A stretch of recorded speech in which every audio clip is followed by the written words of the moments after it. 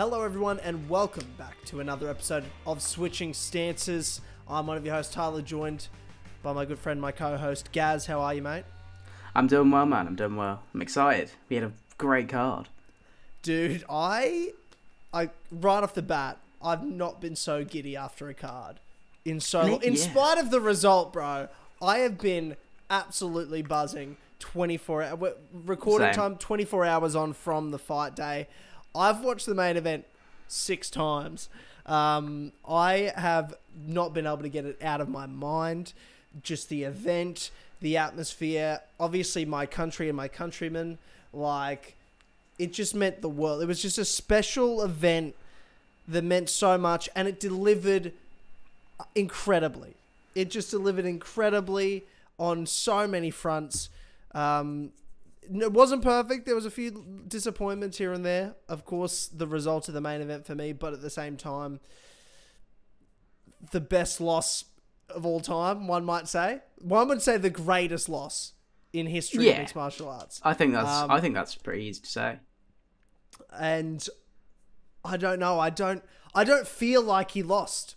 No, neither. Like in my heart, I just don't feel like he lost. It is what it is. But at the end of the day, I was just buzzing about the success of the event, the success of the fighters from Australia, a lot of them, not all of them, we'll get to that. And a big thing, just more than anything, the crowd, the atmosphere, and the hospitality that my country gave the UFC meant a lot to see how much the fighters from other countries enjoyed being here, enjoyed the process of it here, and it makes us a good country for the UFC to want to come back to. It's a massive flight, but they keep coming back. Obviously, they've been gone 3 years because of COVID, but they keep coming back to this part of the world, Australia, New Zealand, and there's a reason for that. Like, even though it's so far away, we deliver every time, and this was our biggest we've ever delivered. By far, I'd say. It felt special, but what are your reactions 24 hours after that fight card, UFC 284 Volkanovski versus Makhachev? I mean, the biggest thing for me is that it had no right to deliver that hard. I was going in expecting some pretty fucking middling fights. Obviously, we were meant to have Rob Whittaker, we were meant to have Coco France, and we didn't. Instead, we had a huge top 15 like heavyweights. Card. Yeah, Robert Whittaker's been the face of Australian MMA for so long. The first king UFC world champion. Like, losing him was big, but fuck. And Coco France is off the back of a title fight too, so it's like they're both big top fivers now. And no Dan Hooker either. People were hoping for Dan Hooker too. No, that is a shame. But in spite of that, the 3 that I was looking forward to were fucking fantastic. And honestly, the unranked light heavyweights did their job. And so, the unranked heavyweights. Oh, no. Yeah, they were heavyweights. Did their job. Yeah, the unranked heavyweights. Yeah. I thought the whole main card absolutely delivered. The first, the first fight, we'll break it down individually, but that first fight was a bit weird. I'll give it a pass. Like, it wasn't bad, but it was on the edge. And if it went on another round, it would have been bad. Like, it would have just got, it was pretty incredible at moments. And then the rest of the card, first round finish, second round finish. And then for me, and there's bias here, and there'll be bias throughout this whole show if you don't know that after the first episode. If this is the first time tuning in, we're fucking biased. I'm certainly biased to Australian and New Zealand fighters and anyone else that I just love for that matter. But that main event, what it meant for mixed martial arts, take out who it is, take out the countries they're from. Just if you describe that to me, one day a champion in another weight division will move up to fight the champion in the other weight division. They're the current number 1, number 2 pound for pound. The higher division titles on the line. The low weight class champion is the pound for pound number 1. They're putting that on the line in a super fight. I'd be like, wow, sign me up. I don't even need to know who that is. But then you tell me it's my countryman. It's Alexander the Great Volkanovski. the face of MMA in this part of the world. He's incredible. And to do it against an Islam Makhachev, like, he's a huge name with his attachment to Khabib, the second biggest star in the history of the sport. You know, like, they're known, their team's known. Volk as a team's known with the Izzy attachment, like one of the most popular teams today, as you said, Kai Kara France, Dan Hooker, Tyson Pedro, Brad Riddell. Like, there's so many great fighters from that team, and even more up and coming. And it just was like so much on the line. Two countries facing off, two teams, decorated, multiple time world champion teams fighting off, especially the Dagestani team. That air of invincibility was on the line. Like, it just, the whole weight of it. And the biggest thing of all, no one giving Volk a shot. Fucking no one giving Volk a shot. And then the fight delivering, the crowd delivering, the moment I've been waiting for in a decade of watching MMA was a world champion defender on home soil. Rob did it, but lost in a bad way. So it was sort of like, fuck, we've been waiting for this. But then with Volk, this felt different. This felt like it wasn't against Izzy. It wasn't in a weird stadium environment. It wasn't like that fight, when I look back, felt weird. And which fight, sorry? The Rob Whittaker, Israel Adesanya first fight. Okay. Like, I just had bad vibes. Rob had been coming off so many, like, pullouts and injuries, and there was a bad taste in your mouth from, like, events. I'd bought 2 tickets to 2 events, including a Perth one, then the Melbourne one, and Rob had pulled out of both. So I didn't even buy I was pulled back. As much as I was into that fight, I was just pulled back from that event and the sort of homecoming it would be for our first world champion. And him fighting Izzy as well. A lot of New Zealanders, like, it was just it was different. Whereas this was like 3 years of COVID waiting. UFC comes back. Australian MMA, New Zealand MMA has exploded in that 3 years. And Volk to defend, coming out to Down Under, like, you'd been waiting for that moment, that walkout, that fight, everything, man. Like, oh, that walkout. Again, 24 hours or just over 24 hours removed. I am like, it might be my favorite fight of all time. Yeah, I'm feeling it. It might be my favorite fight in MMA history. I'm not saying it's the best. I'm feeling that. I think it's the highest level, for sure. The highest level. Yeah. When else have 2 fighters with that? Like, all you can think of, I think, is Volk Holloway as the other ones, where it's like 2 people who are so fucking good within their brackets. You know, like, who else is that good? I get what you're saying. The closest I would say would be John Jones, Daniel Cormier fighting. Sure, but you talk about drugs, you know? Yeah, no, of course. Like, it's not the same. It's not as good. But the closest we're talking about, I've seen it come to, I think, even more than Volk Holloway, because, I don't know, maybe I think Volk's that much better than Holloway. I think he proved that in the third I think he fight. is now. Yes, he is now. I get what you're saying, but yeah, I don't know. I just felt like, and maybe that is it didn't age well bias that I have. But I don't know. I just look at John Jones and Daniel Cormier. That would be my next tier down. Not that it matters. It's we're you know, tomato. Yeah. Really. I just think Max Holloway's obviously one of the best to ever do it. You know, he's a legend. He's a Hall of Famer. So you're 100% right. High level MMA. I just think also you've got to be, to get to the top of the lightweight and featherweight divisions, you've got to be so good. Yeah. Like, light heavyweight isn't that. As much as I'd love it, like, as much as I respect the individual abilities of Daniel Cormier and John Jones, they weren't fighting guys like Volk and Islam have fought. You know? Yeah, it is so different. You're right. It is so different. So I think highest level fight of all time, and I was going in expecting to be crushed after that fight. You were like literally texting me before the fight started saying, "Time for sad."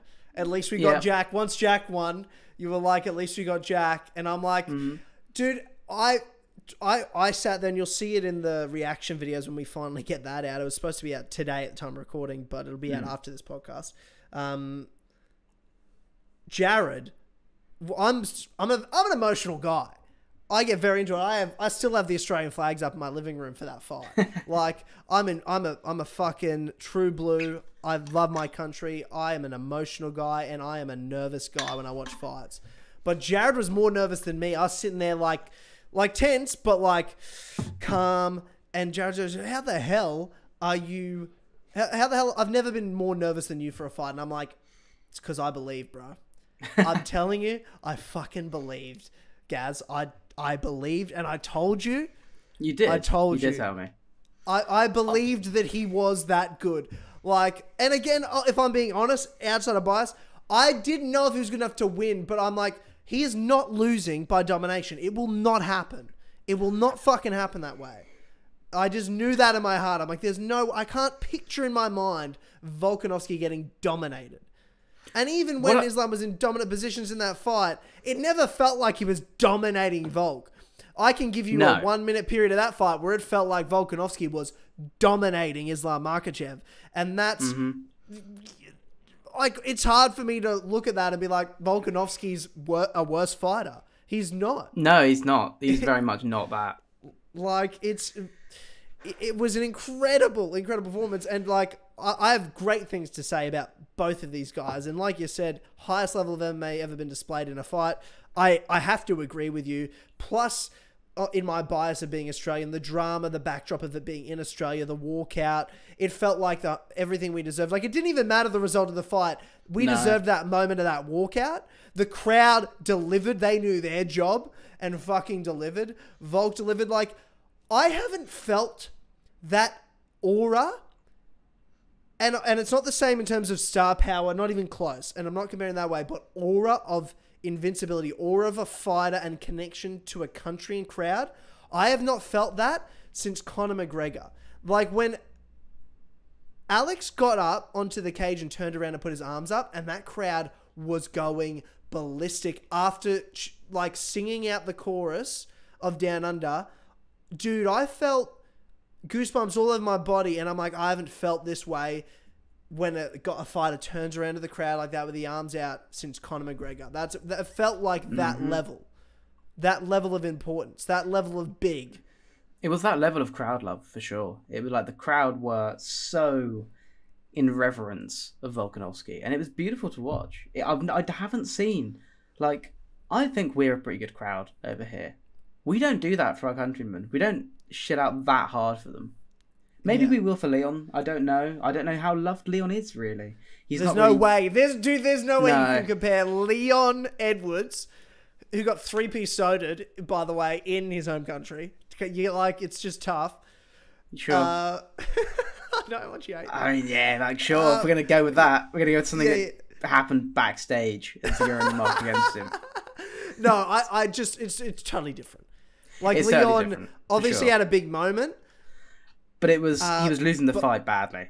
Yeah, where you're talking about Volk and no, I mean, again, bias, I'd say an Australian connection with Volk is stronger than the only person I can compare it to is Conor McGregor. That's how it felt. I think that's how it felt. Valid. The only person that's maybe more of a connection to their country is Conor McGregor. That's it. No other fighter I've ever seen in the UFC has had that connection with the crowd before, and that love, and that, like, dude, when he was walking out and he finally came out to the crowd and he put his hands out and all the fucking lads were there, and it felt like he was grabbing the energy of the boys. Like, that's how it felt. It felt like he's like, we're all here, we're all fighting, bro. Wow. It was just, all the boys were so in love with him. You just felt the bro man love, the mateship. It's one of the key parts of being Australian, is mateship. And that's how it felt between Volk and the Australian crowd that was there. I'm so upset I couldn't be in that crowd to be a part of that moment, but watching from home, my God, was it beautiful. My God, was it beautiful. I can't get over it. I can't be sad after it. I can't. In spite of Islam coming away with the win, I can't be sad about it. And I refuse to be sad about it. Because it was awesome. It was so awesome. And he fought. And they should run it back. The thing is, right, I think you look at, say, Islam versus Oliveira, and you know what you're going to get out of that fight. You know what Oliveira's going to try and do. You know what Islam's going to try and do. With Volkanovski, he changes who he is between fights so fucking drastically. In the middle of the fight. In the middle of the fight. For sure. But like, you know, he did it in this fight. He did in this fight. He changed who he was more than once. But I loved, like, just for example, like take his low kicks and how he'd hit him out on the end of his combinations. He'd do his like shifting right hook to left straight / overhand, and then he'd finish it off with a kick. And dude, that kick it was just all disguising it to make sure Islam couldn't snatch him up like he was on the outside angle so far that he was no risk of getting taken down. Islam would have had to reach really low to do that, and Islam's way too disciplined to risk dropping his head and his arms down like that. Like, it was just, the risk reward wasn't there, so he was just able to land it really clean. And when he came out doing that, my big thing was like, oh, he's gonna get his way into a clinch. He's gonna box his way into a clinch, and then Islam's got him, because Islam is so good in the clinch, and Volk just fucking shucked it off nearly every time. Better in the clinch. Maybe he'd eat a knee. Volk had way more clinch control time if you're talking like collar tie. That sort of clinch. Whereas when Islam was in the clinch, it was like around the ribs, around the body, or an over-under. Yeah. Whereas the collar tie, when it was really up in the collar tie, Volk was winning that sort of clinch battle all day. Islam only had the clinch when he was going for a takedown. He never just tried to get him in the clinch and beat him up against the fence. That was only Volk doing that. Yeah, pretty much. And I also was loved... important, I thought, to the scoring as a viewer of the fight. Didn't come through clearly in that. We'll get into that as well, but I guess let's go in order. Let's do this in order. I did write a bit of a list. I know I said I wouldn't do this, but I had some questions for you. And things I really wanted to touch on, because I in my head I was like, today on my lunch break at work, and I was thinking to myself, I'm gonna forget this point. I need to write this down so I make sure I address it. And I want to hear your thoughts on it. Okay. Firstly, who do you think won the fight? Oh, I mean, you give me a loaded question off the bat there. How did you score that fight? I scored it 48-47 either way. I did not have a grasp of round 2. I think I probably said... I was hoping Volkanovski, and I think my bias led me towards Volkanovski. But it's either 2-3-5 Volkanovski or 1-2-4 Islam. And I think that's kind of the only way you can score that fight. I agree with you on your sentiment. That's the only way. It doesn't sound right. It doesn't sound like you agree with me. No, I just mean like you couldn't score. I'd say if you scored it any other way, it's unacceptable. Yeah, that's what I'm saying. If you give a 49-46 to either fighter, I think that's unacceptable. For sure. I think Volk clearly won round 3. I think Volk clearly won round 5. Agree. I think round 2 was like, maybe, depends on... And the thing it depends on, right, was that a knockdown that Volk got? Because... Because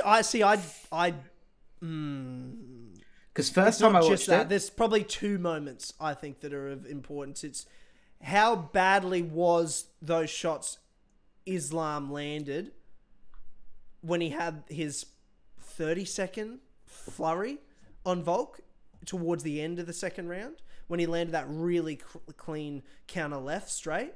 And then the one that sent him stumbling back. Yeah. But yeah, I think that went to the round. I disagree. Unless it's a knockdown. If it's a knockdown that you I mean, I think it's a knockdown in the sense of he landed a shot.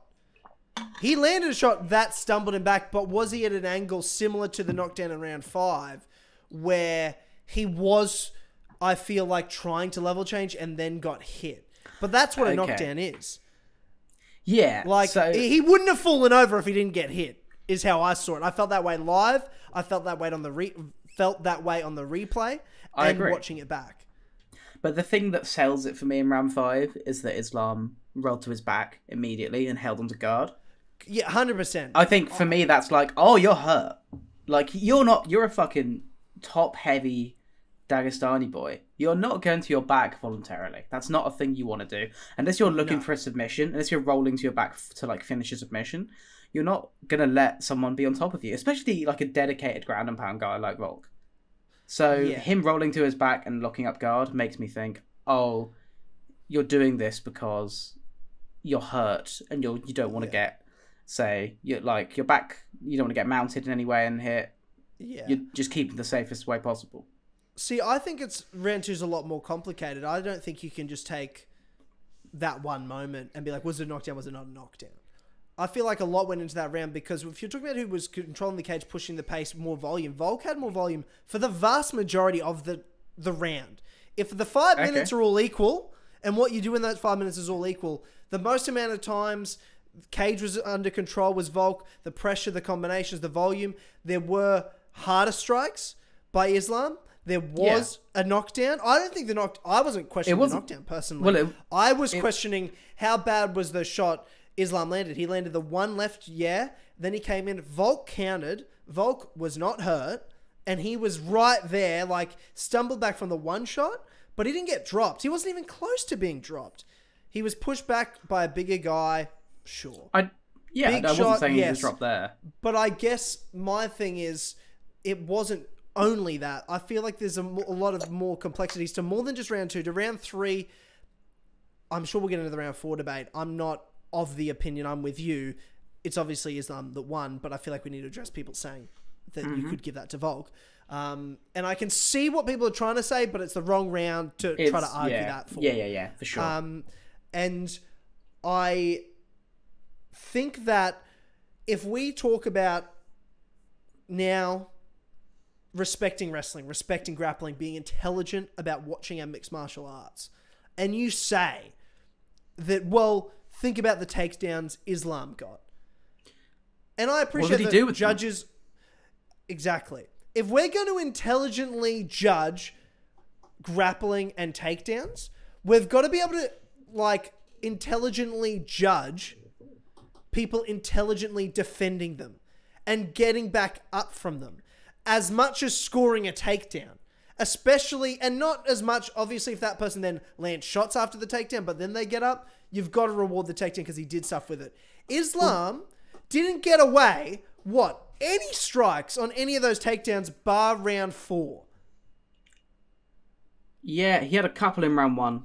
Round 1, but he was going for the choke in round 1. He was looking for the choke, but he landed some clinch knees. He landed some clinch knees at the end of the first round, or the end of the second round, I should say. But overall, when he was going for takedowns, he never finished one where he could take on any offense whatsoever with striking. And I'm sorry, I need to specify. I'm talking the rounds we're debating here, rounds 2 and 3. Because 3 I definitely think was Volk, but there are people arguing the other way, less so. Round 2 is definitely the main swing round. Whereas Islam had the back in rounds 1, fair, Islam gets it. Islam had the back round 4, fair, Islam gets it. Round 5, I mean, say no more. Volk's round by far. But if you're talking rounds 2, he lands a takedown, but Volk gets right back up from that takedown. Yep. Like, gets back up, lands a knee on the exit. Big knee on the exit. And that was the moment when the crowd erupted, that first I got back up moment. And then he's right back, immediately pushing the pace. When you're talking about body language and damage, Islam's not doing any damage with that grappling offense. Whereas Volk's countering the grappling offense and then landing damage on the exits. There were some exits Islam did alright in, but Volk was dominating most of those exits, putting them in a tie clinch, collar tying him up, landing like strikes in the clinch against the fence. He was exiting with a knee or trying to throw an elbow, or he was throwing some good hooks coming out of a couple of those as well. Like, he was throwing offense, exiting those takedowns or those takedown attempts from Islam. I just think you need to reward that too. and I'm not sitting here arguing Volk 100% won. I am biased, so I know I'm biased, so it's hard for me to say for sure. I'm not mad if someone feels that Islam won round 2, but I lean more towards Volk when I look at the total picture of the round, the cage control, the volume landed, the defense on the takedowns. And there were, yes, it's not saying Islam didn't have moments. It's fucking razor thin. But Volk dropped him. Islam hurt him. Not that bad, but also not that bad. Islam, like, they cancel each other out in some ways. I don't know. Like, I can't be 100% certain, but I'm pretty sure I feel in my heart Volk won that fight. I do too. But see, I say that, but I think that's just because I like Volkanovski more. Yeah, it's true. No, you're right. And I think that I'm. We're gonna talk about how Islam is later. Trust me, it's on my list. Like, I don't want to sit here and shit on Islam. Sure. But when Rob Whittaker lost to Israel Adesanya, yeah, the main feeling there was just frustration. I just felt annoyed because I was fight? like, yeah. Sorry, the second fight. Yeah. Because I felt honestly like Rob won that fight, and I felt like it wasn't a good enough fight to make me like comfortable in arguing about like giving it up. Yeah. Okay. Whereas you look at this fight, Islam, it was clearly 2 rounds either way, and they both did a lot in those rounds, and it was swung mainly by big moments either way. Yeah. And then there's one swing round where you really can argue either way. Like, it's not like, oh, you can make the argument here, but it's probably this. It's a real fucking 49-51% type deal, you know? Yep. I think you're right. I feel the same way. And I can't lie here to the people, Gaz, and say in the 6-7 times I've watched this fight in the last 24 hours, there wasn't one time I went, did Islam take the second round? Am I changing my opinion? You know what I mean? Like, there were moments where I'm like, I'm not sure. When I was watching live, I was on the fence. I'm less on the fence watching it multiple times. I'm more on the Volk side. But at the time live, I think I was so sure that, like, I don't know. I think at the time I just felt so nervous about it that I was scared to believe that they would give him the rounds. Like, it was almost like it's happening and Volk's winning moments, winning rounds. And in my heart, I'd been so nervous with this fight and trying to not have my expectations too high, but guarantee he wins. I know I was saying I guarantee he wins, but obviously I'm biased and I'll ride or die with my boys. And I'll never admit that they might lose. I'll never even give it a chance. But obviously, for real, I'm sitting there like, fuck, he might get, like, what if? It's possible. He gets dominated. It's possible he loses. So, I realize it's probably more likely than not. But I just believed. I was just like, I'm sure I have it. He has it in there. So watching it, looking back, I'm like, oh yeah, well, I feel like Alex won that third round cleanly. But that third round live, I was like, did Volk win that? Did that really happen? You know what I mean? Like, it was sort of like I was almost finding it crazy what was happening. The second round, same with the second round, I was like, that was really close. Like, who would you give that to? I don't know. Like, I'm just so like, you believed more and more what you were seeing the further the fight went on. Whereas you get to the fifth round and Volk's getting out of the takedowns, it's still unbelievably impressive. But by that point, I personally felt like he's going to get out of this. Whereas you weren't sure at the start. So, like, the feeling while watching live was different too. So it's really hard to judge fights live. That first round was the biggest emotional roller coaster because you start off right, and they're not doing, like, neither of them are doing a great deal. Volk's sort of like playing with it. The crowd's shouting Islam's a wanker. Like, dude, it's great. How good's that? It the was most great. Australian So chant of all time. And then Volk wobbles him, and he stumbles back and he hits the fence. Oh, and dude, I was aroused. At that time, I was straight up aroused. I was watching it sort of like a little bit sad at the beginning of that. I was like, here we go. Like, you know, let's just see if I can enjoy it. And then that happens, and I audibly just went, "Oh my god!" I was like, "No fucking way is he doing it." Oh my god, Yeah. he's wobbling because Islam, like, he's not someone that you see get hurt a lot. Like, he's been knocked out that one time, but he doesn't get hurt. And Volk isn't, to Volk's credit, isn't someone that we've seen knock people out much. Yeah. You know he has it in him. He does damage. But at lightweight, you think about lightweight now. For sure, Dude, for sure. But we didn't know. It translated well. No, we didn't know. You're right. But it translated well. Well, let's spend this time for what you're doing now. Keep going. But maybe we focus on Volkanovski, and then we'll jump on Islam. Since we're already dick riding Volk, okay, we may as well just go deep on it, right? Okay, on the surprise. Let's talk about that emotional rollercoaster you're saying, Volkanovski. Well, talk me through those emotions. Well, I feel like that emotional rollercoaster features both moments from both of them, though, because that first round you have that moment where Volk drops to a knee, and you're like, "Oh no!" And then he gets back up. He's fine. I think he was fine. I think he got caught off balance. I agree. But it's still enough to give a round. Yes, well, plus he had the back at the end of the round as well. Volk was fine there, and when he was like neck cranking, do you know what's crazy? If it wasn't for the Brian Ortega fight, people would be talking about how he almost got a choke. Yeah, but we all knew he's not tapping from a neck. And Volk's no one was even concerned. Like everyone's like, no, he wasn't close to the choke. He just had a neck crank. Like Volk was. I was never concerned about tapping from a neck crank. Oh, no, neither. And there's a one shot, it zooms in a little bit on him, and he's fucking smiling in there. Yeah, he's got the hand across his mouth, and he's just grinning. He's fucking grinning. He's like, "You've not got me." Yeah. And then, like, said he wasn't 30 seconds in, 30 seconds in, he's just, like, shaking his hand. He's just like, "Oh, I'm fine." But that moment as well, where Islam first gets that takedown and he gets the hook straight in, takes his back, and I was just like, "Oh no!"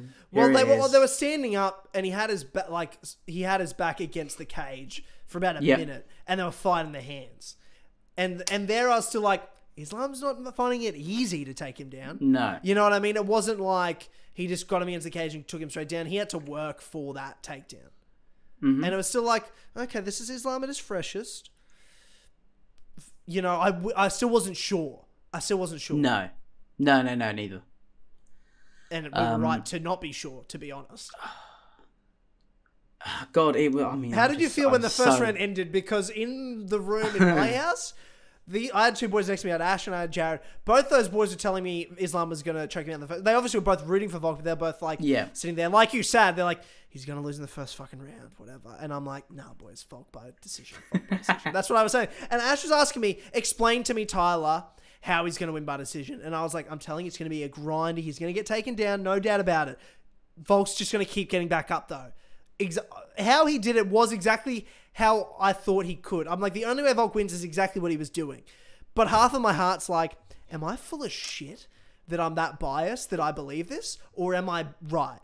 You know, half of me was like not even sure of myself because I'm like, 100%, this is how Volk wins this fight. And he did exactly that. But while I'm watching, I'm still like, holy fuck, he's doing it. You know what I mean? I was exactly like that too. No doubt about it. I'm like, this is the only way he wins. Is doing exactly what he was doing. It's like, you're going to get taken down, but you're just going to get back up every time. You just got to get back up every time.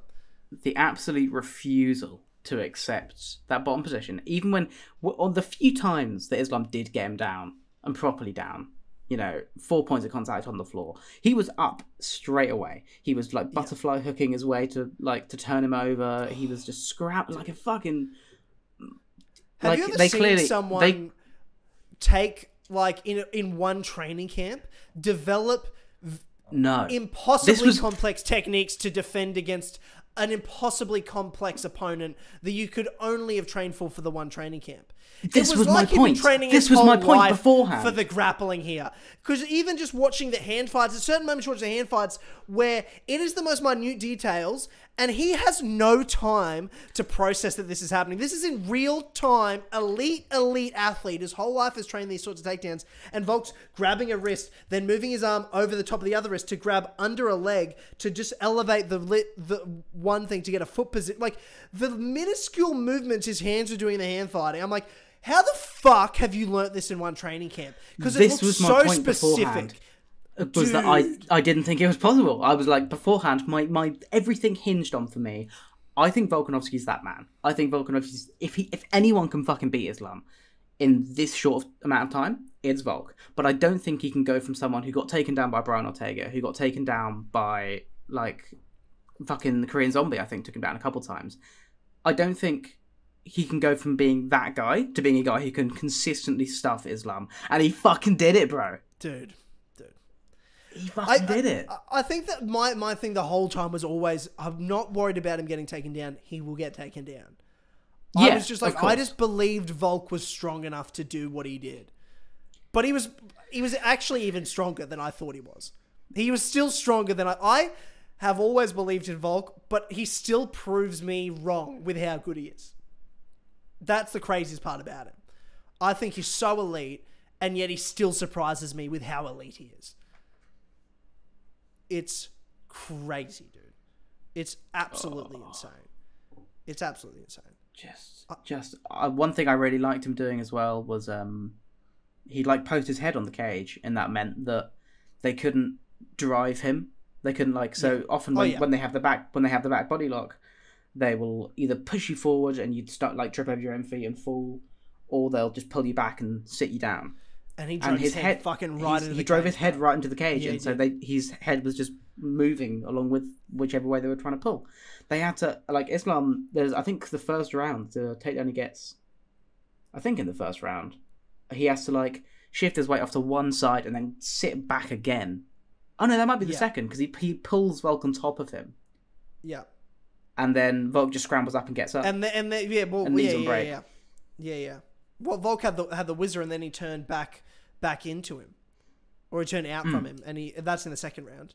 Yeah. Wow.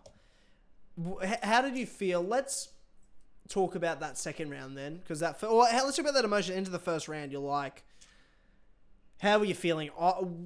It was a sense of relief in the room that it wasn't in the first round. There was a sense of, okay. He didn't get dominated. It was rough. He had some moments. It's a fight. He didn't get finished. Okay, cool. Where are we going? How are you feeling? I was thinking, okay, now we're talking. You know, I was like, because Volkanovski builds. He's someone that as the fight goes on, you're gonna see him start making adjustments. You're gonna see him start getting better, and also, well, no, I'll talk about that when we get to the fifth round. But he's someone that I know for a fact will get better as the fight goes on. And Islam isn't that. He's not someone that I think necessarily depletes. We've not seen him go 5 rounds, I don't think. I think we've seen him go 4 against Thiago Moises, but, you know, that was still very much Islam's type of fight, where Islam could kind of do what he wanted. Yeah, 100%. Well, let's talk about how good in those first couple of rounds Islam was as well. Because his striking was fantastic in this fight. And not as technically proficient as Volkanovski on the feet, obviously. Not close. But he doesn't need to be. What he does is his fight. He doesn't get enough credit for his fight IQ, because it really shone through in this fight. His fight IQ was insane. His reads offensively for his striking were phenomenal. He was timing Volk in his entry so well at the start. Volk had to totally readjust the way he entered and the way he held his hands in that fight. Multiple times. And one time he sort of tried to change back, and Islam made him pay him. That was in the 5th round. He did it a couple of times because he kept landing that straight left. But he landed the straight left in... he landed a couple of good shots in the first, and landed a straight left in the second that we've argued about. But Islam was just timing the entries and knowing where that was going to be, and he picked it up quick in those striking ones. He only had to read him for a couple of minutes in that first round before he started being able to, okay, I can sort of see where. He timed some of those knees later in the fight. It was really intelligent stuff, and it wasn't, like I said, it's only intelligent. It wasn't because he's not as technically proficient or as flashy or as fast as Volk is. He's just got to do what he does and read it well. He's got to know how to throw it straight, throw it up. You know what I mean? He's got to know how to do what he can do. He's obviously the deficiencies in striking compared to Volk shone through in some moments where it's like you could tell he knew what he needed to do, but his body couldn't cash get the there checks fast his mind was Yeah. riding. You know what I mean? Like, he just couldn't get there fast enough. And that's a credit to the speed and the technique of Volkanovski as well. So, full credit to... People say Islam striking, and yes, in the way he strikes, definitely. His fight IQ helps. It means his striking is dangerous because he can read really well, and his power's there. He's not weak. He's not a light puncher, I don't think. No, that's what I was. That was the main takeaway for me as well. Was that we've seen Islam obviously drop Oliveira, but that isn't. We've seen him knock out people. We've seen Islam knock out people. Let's not pretend we haven't seen him knock out people. Sure we have, but they're not like. We haven't had a confirmation. A chin's a chin, bro. Okay, but we haven't had confirmation that Islam has power like that. I don't think. I know. I think this is a performance to me where I was like, okay, he's a heavy hitter. Like, he's not. But you know, everyone. He's not like what. He's not winding up on big. He's not fucking Michael Chandler in his punches. You know, he's not winding up big overhands and swinging everything he has into him. No, but he's a dense boy, and he doesn't need to load up. He's got such a strong base that when he throws from the hips, man, fucking hell, it's got power to it. Yeah, for sure. But like, I wasn't aware of like how powerful he was before this fight, and I think it's something that we've got to take into consideration when like talking about future fights. It's like, okay, they might lose on the feet too. He's someone that can 100%. Totally win rounds on the feet. Well, my problem is, though, people are looking at this fight and then going, "Oh, this is how Islam's going to lose next fight." Like, this is it. I'm like, I'm sorry, you're not Alex Volkanovski. No, fucking no one is. Like, no, there's lessons you can learn, but also I think Islam can start punching holes quite quickly.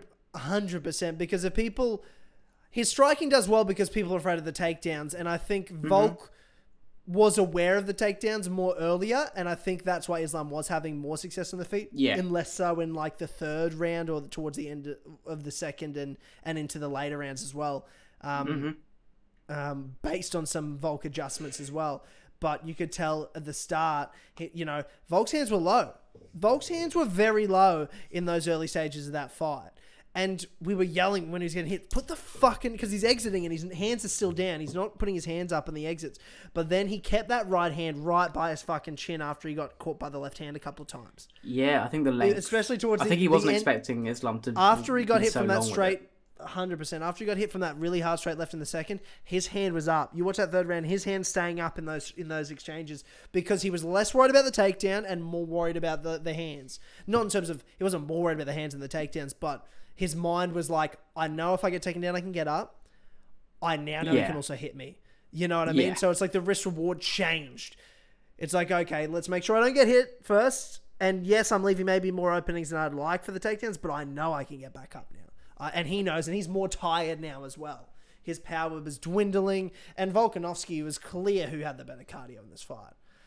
He absolutely was the Terminator.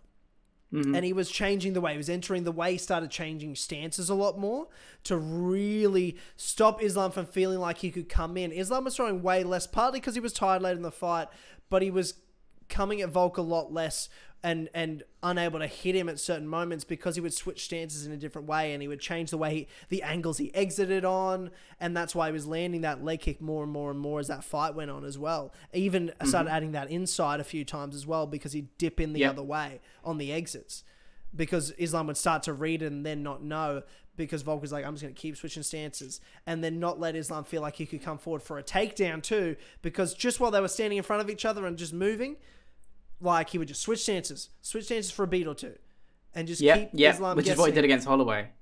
It was he did that versus Holloway. He did on resets. Does anyone switch stances better? Like defensively switching stances, because that's what that is. He's defensively switching stances there. For sure. No, I don't think so. I can't think of someone that does that to that degree with that purpose in mind. Dude, it was like obviously Adesanya's stance switches are beautiful, but he will. Yeah. He strikes out of both stances quite competently, which Volk does too. But Volk does too. Volk isn't Volk is an orthodox fighter with a southpaw addition. And because he's the shorter guy, he He has to be good at both because he switches stances in almost all the combos mid-combo. Like, that's how he strikes. So it doesn't matter whether he enters orthodox or southpaw, he's exiting the other way, or if he exits the same way, it's because he switched back twice. You know what I mean? Like, that's how he strikes anyway. So he doesn't use it the same, whereas Izzy will switch and then strike from there, for the most part, obviously. Obviously, both very proficient strikers. But we get into that third, and it's definitely that round where you're like, nah, Volk's in this. Volk's fucking in this. I think it was after the third round you knew. After that third round, the belief's there now. You're like, this is close. This is actually a close fight. What the fuck is going on? Because he lands takedowns in the third, but Volk got out of them even quicker than he did in the second. And you're just like, holy shit. The momentum has shifted. And though Islam did have some moments in the third, still Volk was, I think, it was a clear round one for him as well. How did you feel about that? Yeah, no, I agree. I've not actually got a chance to rewatch the third since. Really? Okay. Yeah, so these next three, I really wanted to rewatch the fourth by the time we did this, and I've not got a chance to do that, which is frustrating. Okay, talk to me about the fourth round, because I think if you're talking about this from a judge's standpoint, like the judges that were in the room, I'm not talking about us because I still think Volk won, but you're talking about the judges in the room. This is and Volk says there's things I could have done better. This is the round he's talking about. This fourth round was the only round Volk lost that he could have won. Yeah, and what I mean by that is I felt like he made a big mistake in this round, personally. I felt like when Islam got to his back, Volk was talking to the corner of Islam. And he wasn't as focused on defending the position because he started crawling and he thought, I'm going to get there. But the speed of which Islam turned from behind him to behind him at a 180 degree angle was fucked. Was fucked. And Volk, say what you want and you can smile all he wants, definitely did not mean for that to happen. He did well to downplay that for the cameras because it looked fucking sick. And it's one of the most cold. And as it got on, it was clear that Volk is fine and everything. But Volk didn't want to be there. He lost the round. No. He lost the round. Like, that's what all that posturing was. Because that's all he could do. In that, like, I mean, obviously he could try and smart fight it. Dude, but also, super smart that he did that. Yeah, because, like, regardless of the validity of that argument, people are arguing it. People are fucking saying he won that. As if him, like, because, okay. That's a Nate Diaz round. If Nate Diaz is judging, you know what I mean? Yeah, I mean, Nate Diaz did give it to Volk, if that's of any. Yeah. Well, so did a lot of people gave it to Volk. A lot of fucking people gave it to Volk. Let's not pretend it's just a few people. It feels like it's split. It feels like a big split. I'm honestly, I don't know if you use or have ever really heard of like MMA Decisions, the website. Yeah, no, I've heard of it. I don't really like the way it works, but I see. I don't particularly like the way it works, but like, or are you thinking of Verdict? Oh no, I'm thinking of Verdict. I don't like the way it averages that. I'm like, no, we're averaging it like it's all one round, big round. Yeah, it's each round is weighted the same level as the other round, so you can say one person won round 2, 3, and 4, but those 3 rounds are really close, and then the other guy won 2 rounds clearly. And then they're like, well, on average, this person won the fight. Like, that's not how it works. Like, that's why voting makes no fucking sense. Because they'll average out the round votes at the end to say who won. And I'm like, that's not how it fucking works. No, those 3 rounds that he won may have been closer, but they're scored equally as those 2 rounds the other guy clearly won. Yeah. That's how it works. I'm not saying it's right or wrong. I'm just saying, not how it works. No, sure. But MMA Decisions is... It's basically just a place where like the media can cast their votes and like So you'll get quote unquote all the media. You'll get you mean Dana's payroll? No. Payroll. No. It's like you like just tweet if you're like, you know, a legit person in the media or someone on Dana's payroll, whichever. I wish there was more legit people in the media of MMA. I wish there was more. Same. Well, bloody hell, there's gone now too. So they've got no one. Yeah, there's not a lot. There's not a lot, with all due respect. There's some amazing ones, don't get it twisted, but there's not a lot.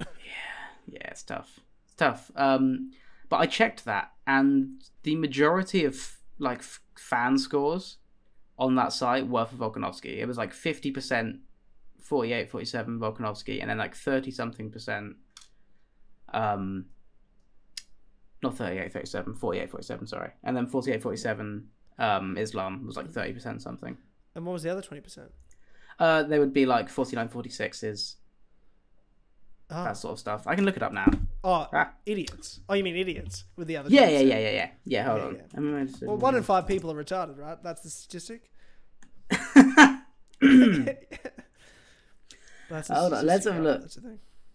Yeah, okay. So it's gone down a little bit since, but Volkanovski defeats Makhachev 40.3%, 48-47.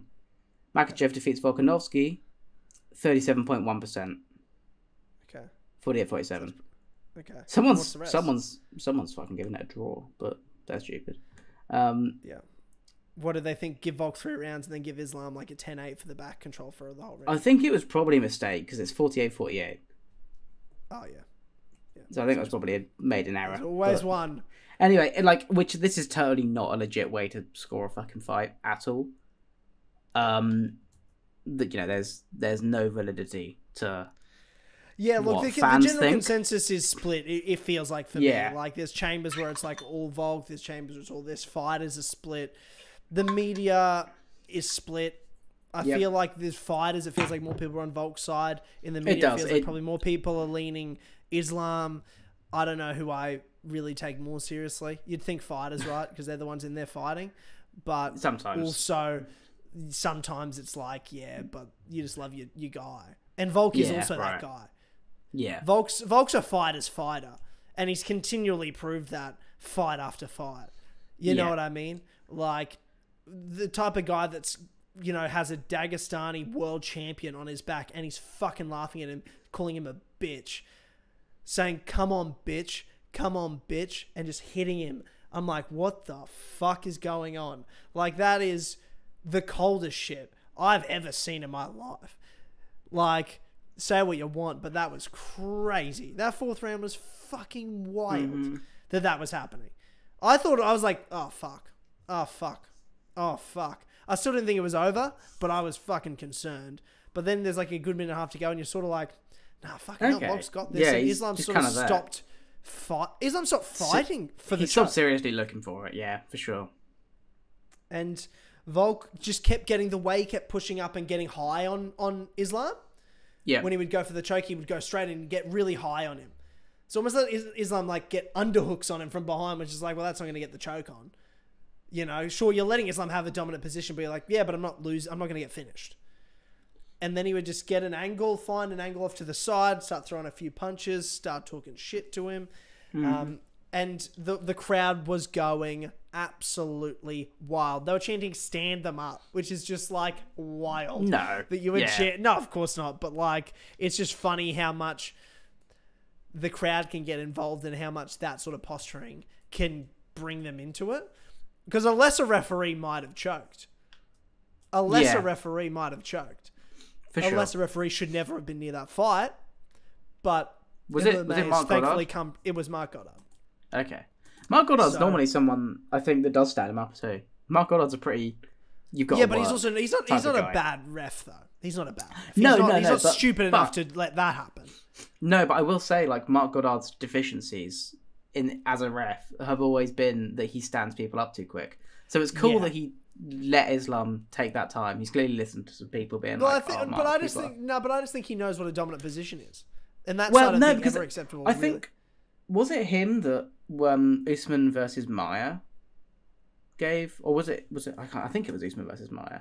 Yeah. Where Maia takes the back. I erase that shit from my brain. Yeah, that's fair enough. that's valid.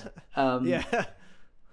It might have been Burn. I'm not sure. It was someone versus Damian Maia, and Damian Maia like takes the back and then is like starting to work hooks in and stuff, and the ref's just like, oh no, stand him up, like break, because there hasn't been enough like damage. Fell off at the end of his career. Jesus, put on some of the worst fights of all time.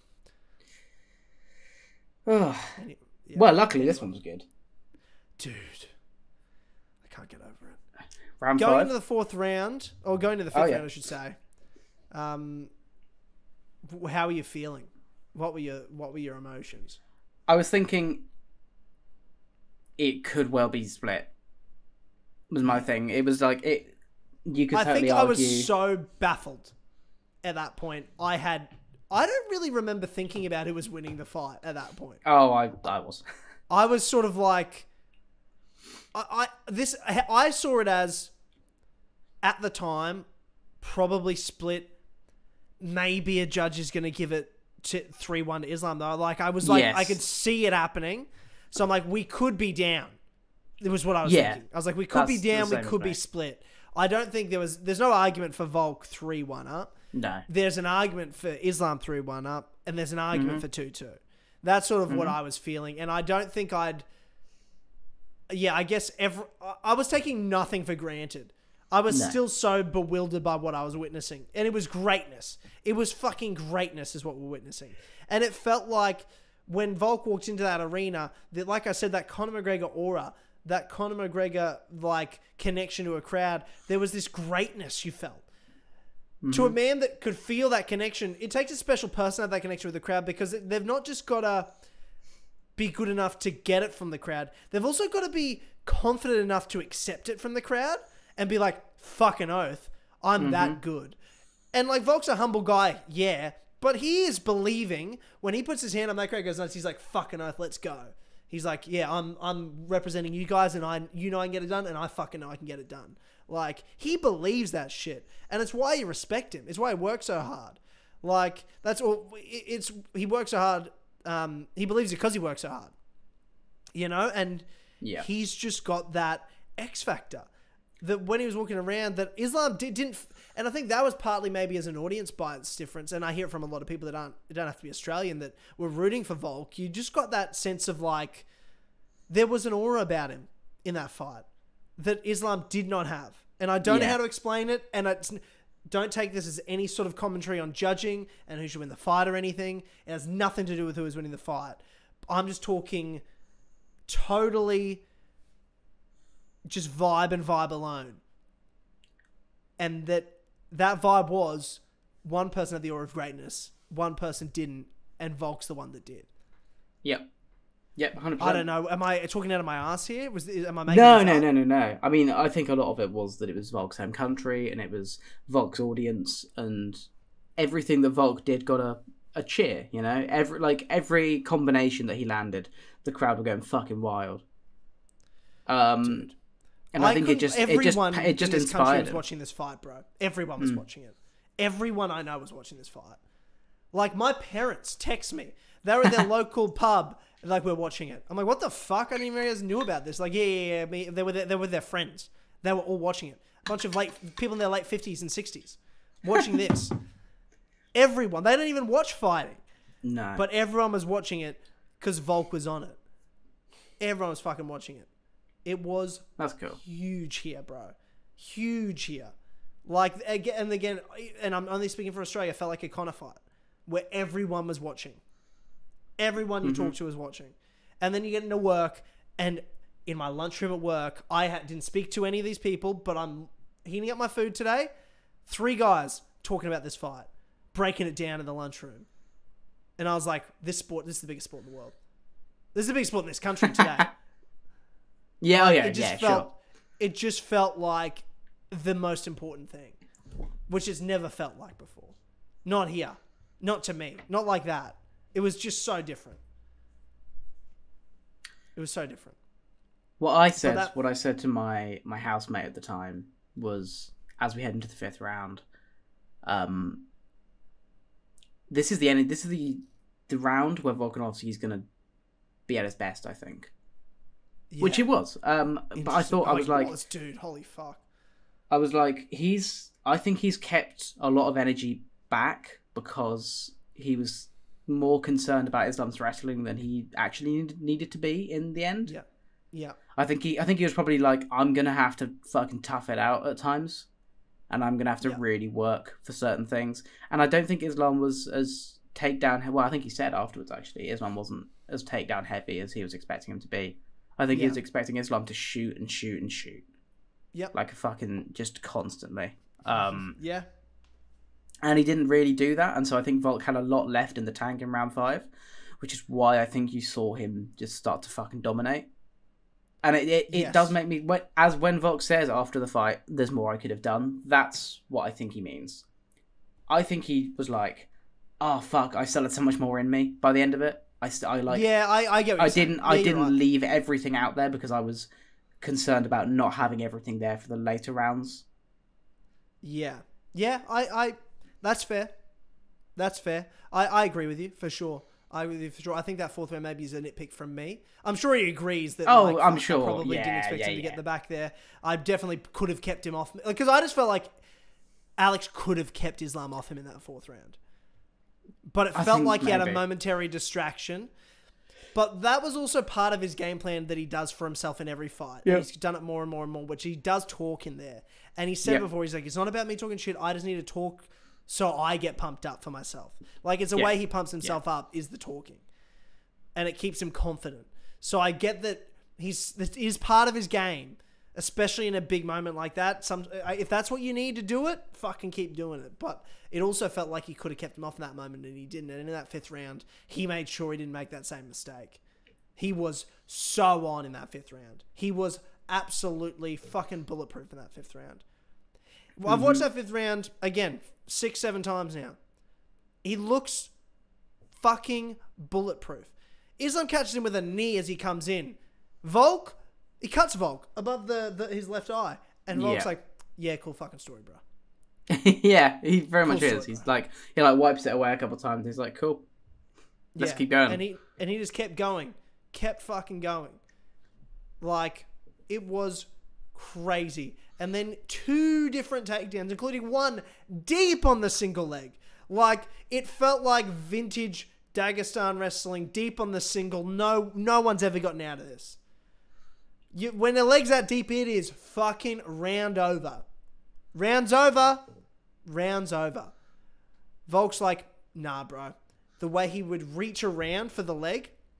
And Dominic Cruz, credit to him, his commentary was phenomenal in this moment. Yeah. Breaking I down. was impressed with all of their commentary. Dominic Cruz is at his best if you're just talking straight, explaining the technique and what he needs to do. He's so good at reading the situations at a technical level, especially with wrestling.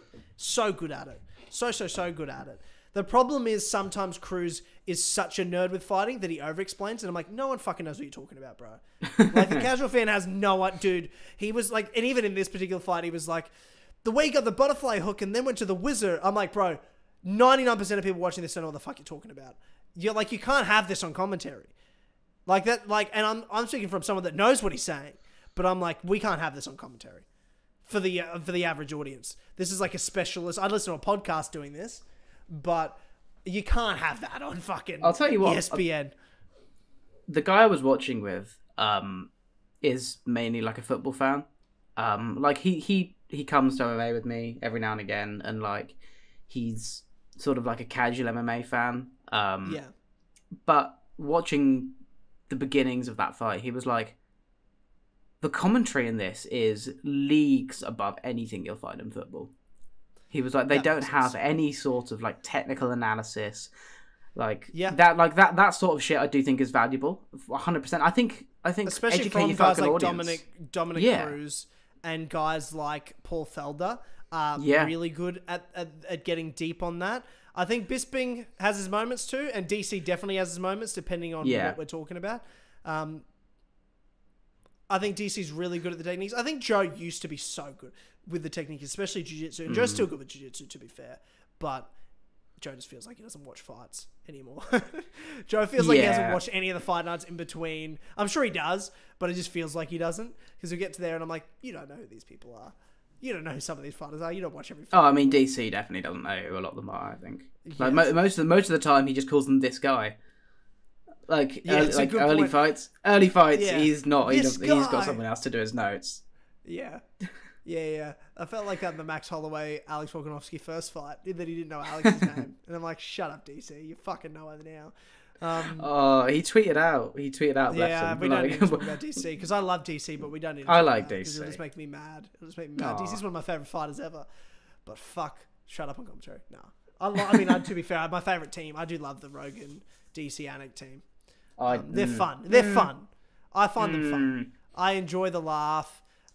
Sometimes it pisses me off because they can be super biased, but I feel like the good outweighs the bad. I think that DC and Rogan sort of do the same job.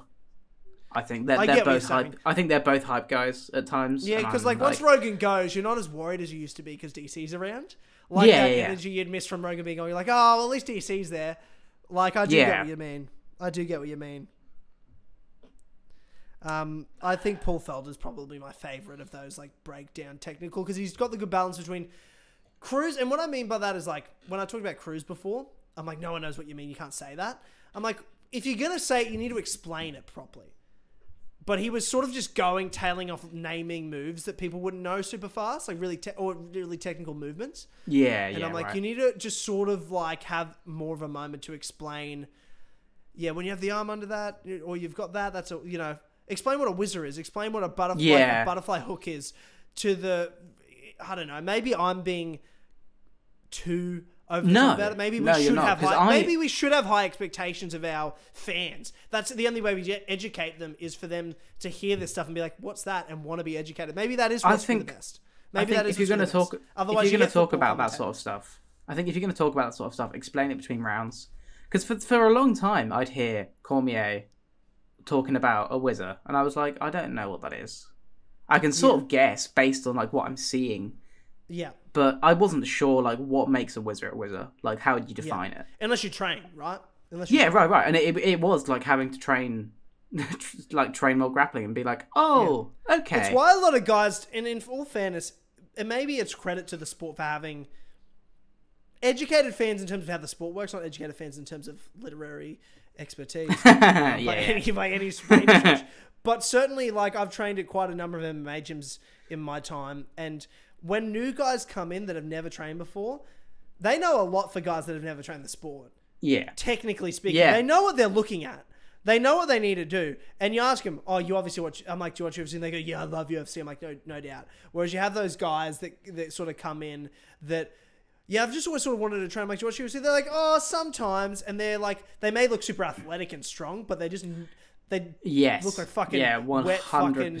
They look like fish out of water out there, even though there's someone that's probably super athletic, six-pack, really fit and strong. But then you got these guys that look like, with all due respect, they haven't gone for a run in about 4 years. They're straight off the couch. But all of a sudden you're like, man, this dude knows how to throw a punch or wear a combination, or he knows what a triangle... they know what they're trying to do. Yeah. They just can't quite make their bodies do it, but you can tell that they're thinking about it. Yeah. And they're the guys that just watch. You learn a lot from watching. And maybe your roommates actually... Maybe I'm totally off on that, right? Maybe we should have Dominic Cruz level of expectations on commentary so that way the fans are educated about the sport. I kind of think so. So maybe I'm totally wrong. I think you should have someone fulfilling that role, and maybe Cruz goes a little bit sort of... He's way to improve. Overboard on it sometimes. He was... I got to say, I thought he was particularly good in this fight. Yeah, overall. I thought the commentary generally was pretty great. Bisping was borderline for me, but he always is. But Bisping always sort of is. Sometimes I'll love Bisping, and sometimes I'll be like, oh. But I can't think of a time I really liked his commentary a lot. But I can think of a lot of times I didn't. I can't think of a time, but I know there have been times because plenty of times he's fine. I really started disliking him as a commentator after Rob versus Izzy 2, where he was just like, Rob's probably 4 rounds down now. And I'm like, what are you watching? Yeah. How are you watching the same thing as me? Yeah. Yep. But I know that there's been a time since where I've been like, oh, okay, you're not that bad, actually. It was just, you seem to hate Rob Whittaker. Even though but then also the Vettori, they do. And then the Vettori fight, he was decent. I mean, he was he made a couple of stupid comments during that one, but anyway, he's on and off for me. Yeah. Anyway, we're really off track on this 5th round of this fight. But I would just want to say I did like that technical for that deep single leg takedown from Cruz when he was explaining Volk needing to get his leg around and hook over the top of Islam's left leg. And the way he explained that was really great in real time. Really, really good. High level. You're talking about the highest level of MMA. You need high level guys like Dominic Cruz explaining what the fuck's going on. Yeah. So I think at first I was like, I don't know if I want to fuck any of this commentary from Bisping and Cruz, but Cruz particularly really impressed me, and we actually really needed him in a fight like this. We really needed a guy like Dominic Cruz in a fight like this. And it was moments like that I thought were really good. But then there's also, to be fair, there's also moments, I'll tell you one moment was bad that I didn't like, because I love theater. I grew up watching pro wrestling. I love the theater of it. It's why I love the walkout of Volk. Like, I love the emotion. I love the storylines. Sure. I like the atmosphere to it. And Bisping's like, listen to this crowd. He was in awe of it. Volk gets up, does his moment. He comes in, and it's just silent from the commentators. You just listen to the crowd. You hear the crowd scream when Volk stands up. And then he enters the cage and walks around, and Bisping just goes, wow.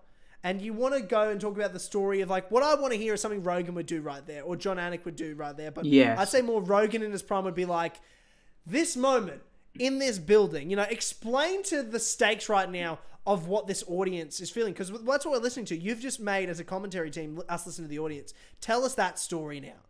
Volkanovski entering the cage. What does that mean in that moment? And Dominic Cruz says, pretty much verbatim, he goes, Alexander Volkanovski got here. And I'm like, oh, he's going to tell the story? By outworking his opponents. And I'm like, okay, we're getting technical. This is not the time for technical. In the fight's time for technical. Right now is the time for setting the scene of the story. Because right now we're witnessing a storyline unfold. We're witnessing history. And that's just as a fan, I'm talking, obviously he's amazing technically, but just as a fan that loves the theater of it, that took me out of it. I want to hear you pump up that story right now to the audience watching at home, because that was a goosebump moment. And he just goes, Alex Volkanovski got here by outworking and outpacing his opponents. And I'm like, lame, fucking boring. You're a nerd. Like, that's how I felt in that moment. But other than that, in the fight, very good. Yeah. Sorry. But Volk stuffs that second takedown, that single leg takedown. He gets around the back, and he does it like he almost has to stand up just to get in the next position, knowing he's going to go back down again. So he get back up, reached around further for that leg to get the angle, knowing he's actually... He wasn't trying to escape the single leg yet. He's like, I'm not at that stage. I can't stand up and just get out of the single leg. It'll just take me right back down. So he didn't try. He let him hold on to that single leg, re-angled himself to outside Islam's left leg, so that when he dropped down again, he'd have enough of an angle to hook his leg around it. And then from that position, he could work that left leg out and work that left leg free. And when he stood up again, he worked it free, giving up that right leg. But all of a sudden, he's on an outside single leg rather than an inside single leg. And that's way easier for Volkanovski from that point on to defend the takedown. It was beautiful, those step-by-step processes. Volkanovski wasn't thinking in those moments when he got taken down, it's not step 1, I'm on the ground, step 2, stand up, and I'm free. He's like, there is 5 steps I have to take, big steps I have to take before I can get to my feet, and there's 5 steps in each step I need to take in the minuscule detail to complete each step. And he had to do each flawlessly, and he did it every time. And that, to me, is the story of the fight. And that, to me, is why he's still the pound-for-pound #1 fighter in the world, because I cannot believe how well-trained he was. Not even the strength to fight off Islam and the takedowns. That's crazy in itself of what a freak he is. But the technique, the way he hand fought, the way he defended the takedowns, the way he moved his body, the way he took everything step by step by step. Like, he'd been training to fight Islam his whole life. That's what it felt like. Yeah. It felt like Volkanovski had been training to fight Islam his whole fucking life. That's how well versed he is. Because I know people are saying, yeah, but he didn't... It's not like it was a masterclass 5-round decision of Volk. Yeah, but look at the size difference. Yeah. Islam's supposed to dominate him. Islam was supposed to dominate him, and he fucking failed. By a landslide failed. Yeah, right. And I don't see any other lightweights doing this. No. Like, I think it gives me a little more confidence in Beneil Dariush, just because he's already got that sort of, like, anti-grappling, like we saw against Gamrot. I don't think he's as technical or as strong or as athletic as Volkanovski, though. Sure, but like, all I'm saying is like it makes me like that fight more. It makes me more excited for that fight. But like, I don't see fucking Dustin Poirier doing that. You know, Justin Gaethje not a chance. No, you're right. Not in the grappling. Not in the so grappling. It's like as a featherweight to come up, do that, and then leave what I expect to leave all the rest of the lightweights in the dust in that performance. Like, fuck, what a guy, dude. If he's not the best lightweight in the world, he's the second best, undisputed. You know what I mean? Like, if he's the greatest featherweight of all time, and if he's not the best lightweight in the world, he's fucking second, and it's not close to third. That's what I'm saying. I'd like to see him fight a striker, like a dedicated striker, because I'd like to see how he does with... Well, I was thinking like a Dustin Poirier, but Conor McGregor would be fun. Volkanovski, Dustin Poirier. Yeah, because it's like that's a tough matchup for Volk. Yeah, right. To me, that's a tougher matchup than Islam. That's what I'm saying. That's what I'm saying. It's like, but I wouldn't have said it's a tougher matchup before seeing that Islam fight.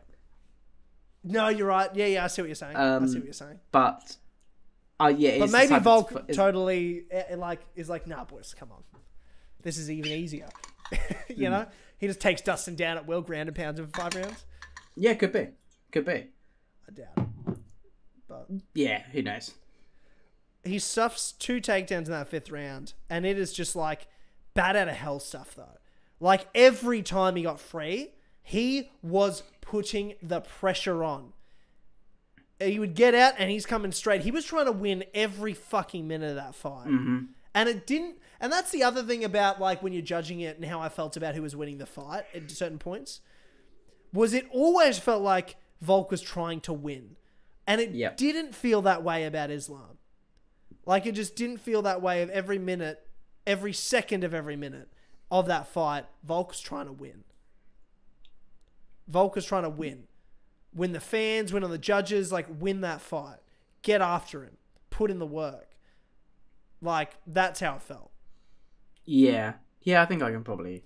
And I'm not... And Islam... I'm talking about minuscule moments that he didn't, but that's just how it felt in terms of vibe. Again, vibe and vibe alone. But one thing that happened at the end of that 5th round, let's talk about the last 2 minutes, because he defends those 2 takedowns. It's like, holy shit. His best takedown defense he'd had the whole fight was that 5th round. Kept putting the pressure on. He gets him up in the clinch against the fence and almost takes him down twice, trips him. We were going mental. We couldn't fucking believe what we were seeing. We're like, Volk's better. It just felt like Volk's better. And then they exit. Volk, for the first time, looks up at the clock. Islam's been looking up fucking 50 times at that point. Mm-hmm. Islam sees the clock, looks down. The way he times this fucking right hand, where he doesn't feint it, but he holds it there. He raises it up, and without throwing it, sort of pauses and just delays throwing it, knowing he's going to, he draws in the shot. Because Islam was trying to time it where he would throw the shot and then duck under it. But Volk sort of timed him so that way he threw it after he shot for the takedown. So he would, connect on the way in. It was perfectly timed, that straight right hand. And it drops, hurts Islam, rolls to his back. Volkanovski, in the 5th round against Islam Makhachev, in the last minute, was on top. Now, if you want to talk about... I was sitting here saying Volk's going to win by decision. That's what my pick was. Never in my wildest dreams did I imagine that being the image at the end of that fight. No. Never in my wildest dreams would I say, end of the 5th round, Volk's going to be on top, dropping bombs for a minute. Ground and pound. It's fucking him up. Where Islam looked like... he was dominating him. And yeah, it was only a minute he was. But there was no minute Islam was dominating Volk. And it felt like that was the only time it happened. In the fight. Total domination. Where one guy's on the back fuck. And the other guy's dropping bombs I'm going to fucking win this. Yeah, tell me when you've ever seen him or Khabib like that. No one's ever... No one's ever done it to Khabib. No one's ever even come close to doing that to either of them. Ever. No. Ever. Not even close. And you're talking about a featherweight. The featherweight champion. Alex Volkanovski, fucking 4-inch height disadvantage. Probably weighs walking around 30 pounds less than fucking Islam. A walk around weight. Jesus Christ, is Islam big. And at the end of that fight, I'm like, at the time, I didn't know. I knew, we all said when we reacted to the decision, we knew it was Islam when one judge said 49-46. Yes, yeah, I agree. I was like, okay. When a judge said, because I was expecting to hear 48-47 all round or a split. I was actually thinking, I was waiting to hear Judge Blah scores it. Yes, I was expecting that too. That was my actual expectation because I was like, it's close enough. I feel like a split decision is fair. That's how close it is. Let's get a rematch, whoever wins. But then you talk about that 49-46 and I'm like, oh, fuck. That's how they saw it, huh? That's how they saw it. You know what I mean? Like, there was no world you can do that for Volk. But no. There's two clear Islam rounds. Yeah, I was like, fuck. Unless you're like corrupt Australian judges, come on. You know? Yeah, I was sort of like, come on, give me like a O'Malley type shot. Corruption. You know, we wanted the corruption, but it didn't happen. Yeah. No, sadly not. The one time the MMA judges were like, not that it would have been corruption for the 48-47 of Volk, but a 49-46. If you yes. Yeah, that's where I was like, 49-46. Oh fuck, and we were like. To be fair, arguably corruption. Give that to Islam. No, you're true. Not as arguable as the Volk, but still, you're right. Fucking absurd. And I'll tell you, I'm pretty sure. Oh, okay. Guess who the fucking judge was, bro? Oh, was it fucking the Paddy Pimplett fucking 30-27 judge? It was Derek fucking Cleary. Oh, fucking Jesus Christ almighty. I can't wait to hear what Ariel says about this. Ariel's going to fucking lose his shit over this. Volk's... Oh, can't wait. Anyway, this all would be out by the time we put this podcast out, so we won't rave on about it. End of this fight, we were both 50-50 on it.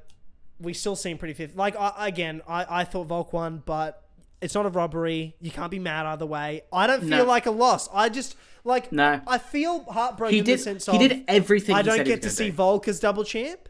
Like, I feel heartbroken in that. I didn't get to see the moment. Volk didn't get that moment. It sucks because he deserves that moment. The team deserved that moment. The nation deserved that moment. But at the same time, I'm like, he didn't fucking lose. He didn't win the fight, but he fucking didn't lose. He didn't lose. He won so many moral victories. You can't tell me he lost. You can't tell me he lost that fight because at the end of the 5th round, he's beating the fucking piss out of him. He didn't win. He didn't lose. I just can't. I don't feel like a loss. I just can't. I don't look at that fight. I doesn't feel like a loss. I agree. He really beat Volkanovski there. Okay. You know what I mean? Yeah, I was just like, I'll agree. He won on a scorecard by judges. Okay, I can swallow that. But I can't sit here and swallow that Islam's a better fighter because I think if you ask me who the better fighter is and who my money would be on in a rematch, it's Volkanovski. Yeah, who's the pound for pound number one fighter in the world? It's Volkanovski. Islam. Do you know how I feel about this fight? I believe Islam Makhachev successfully defended his lightweight belt, and Alexander Volkanovski successfully defended his pound for pound number one status. That's what I feel the result. Yeah, I think that is my feelings at the end of that fight. I can totally accept that.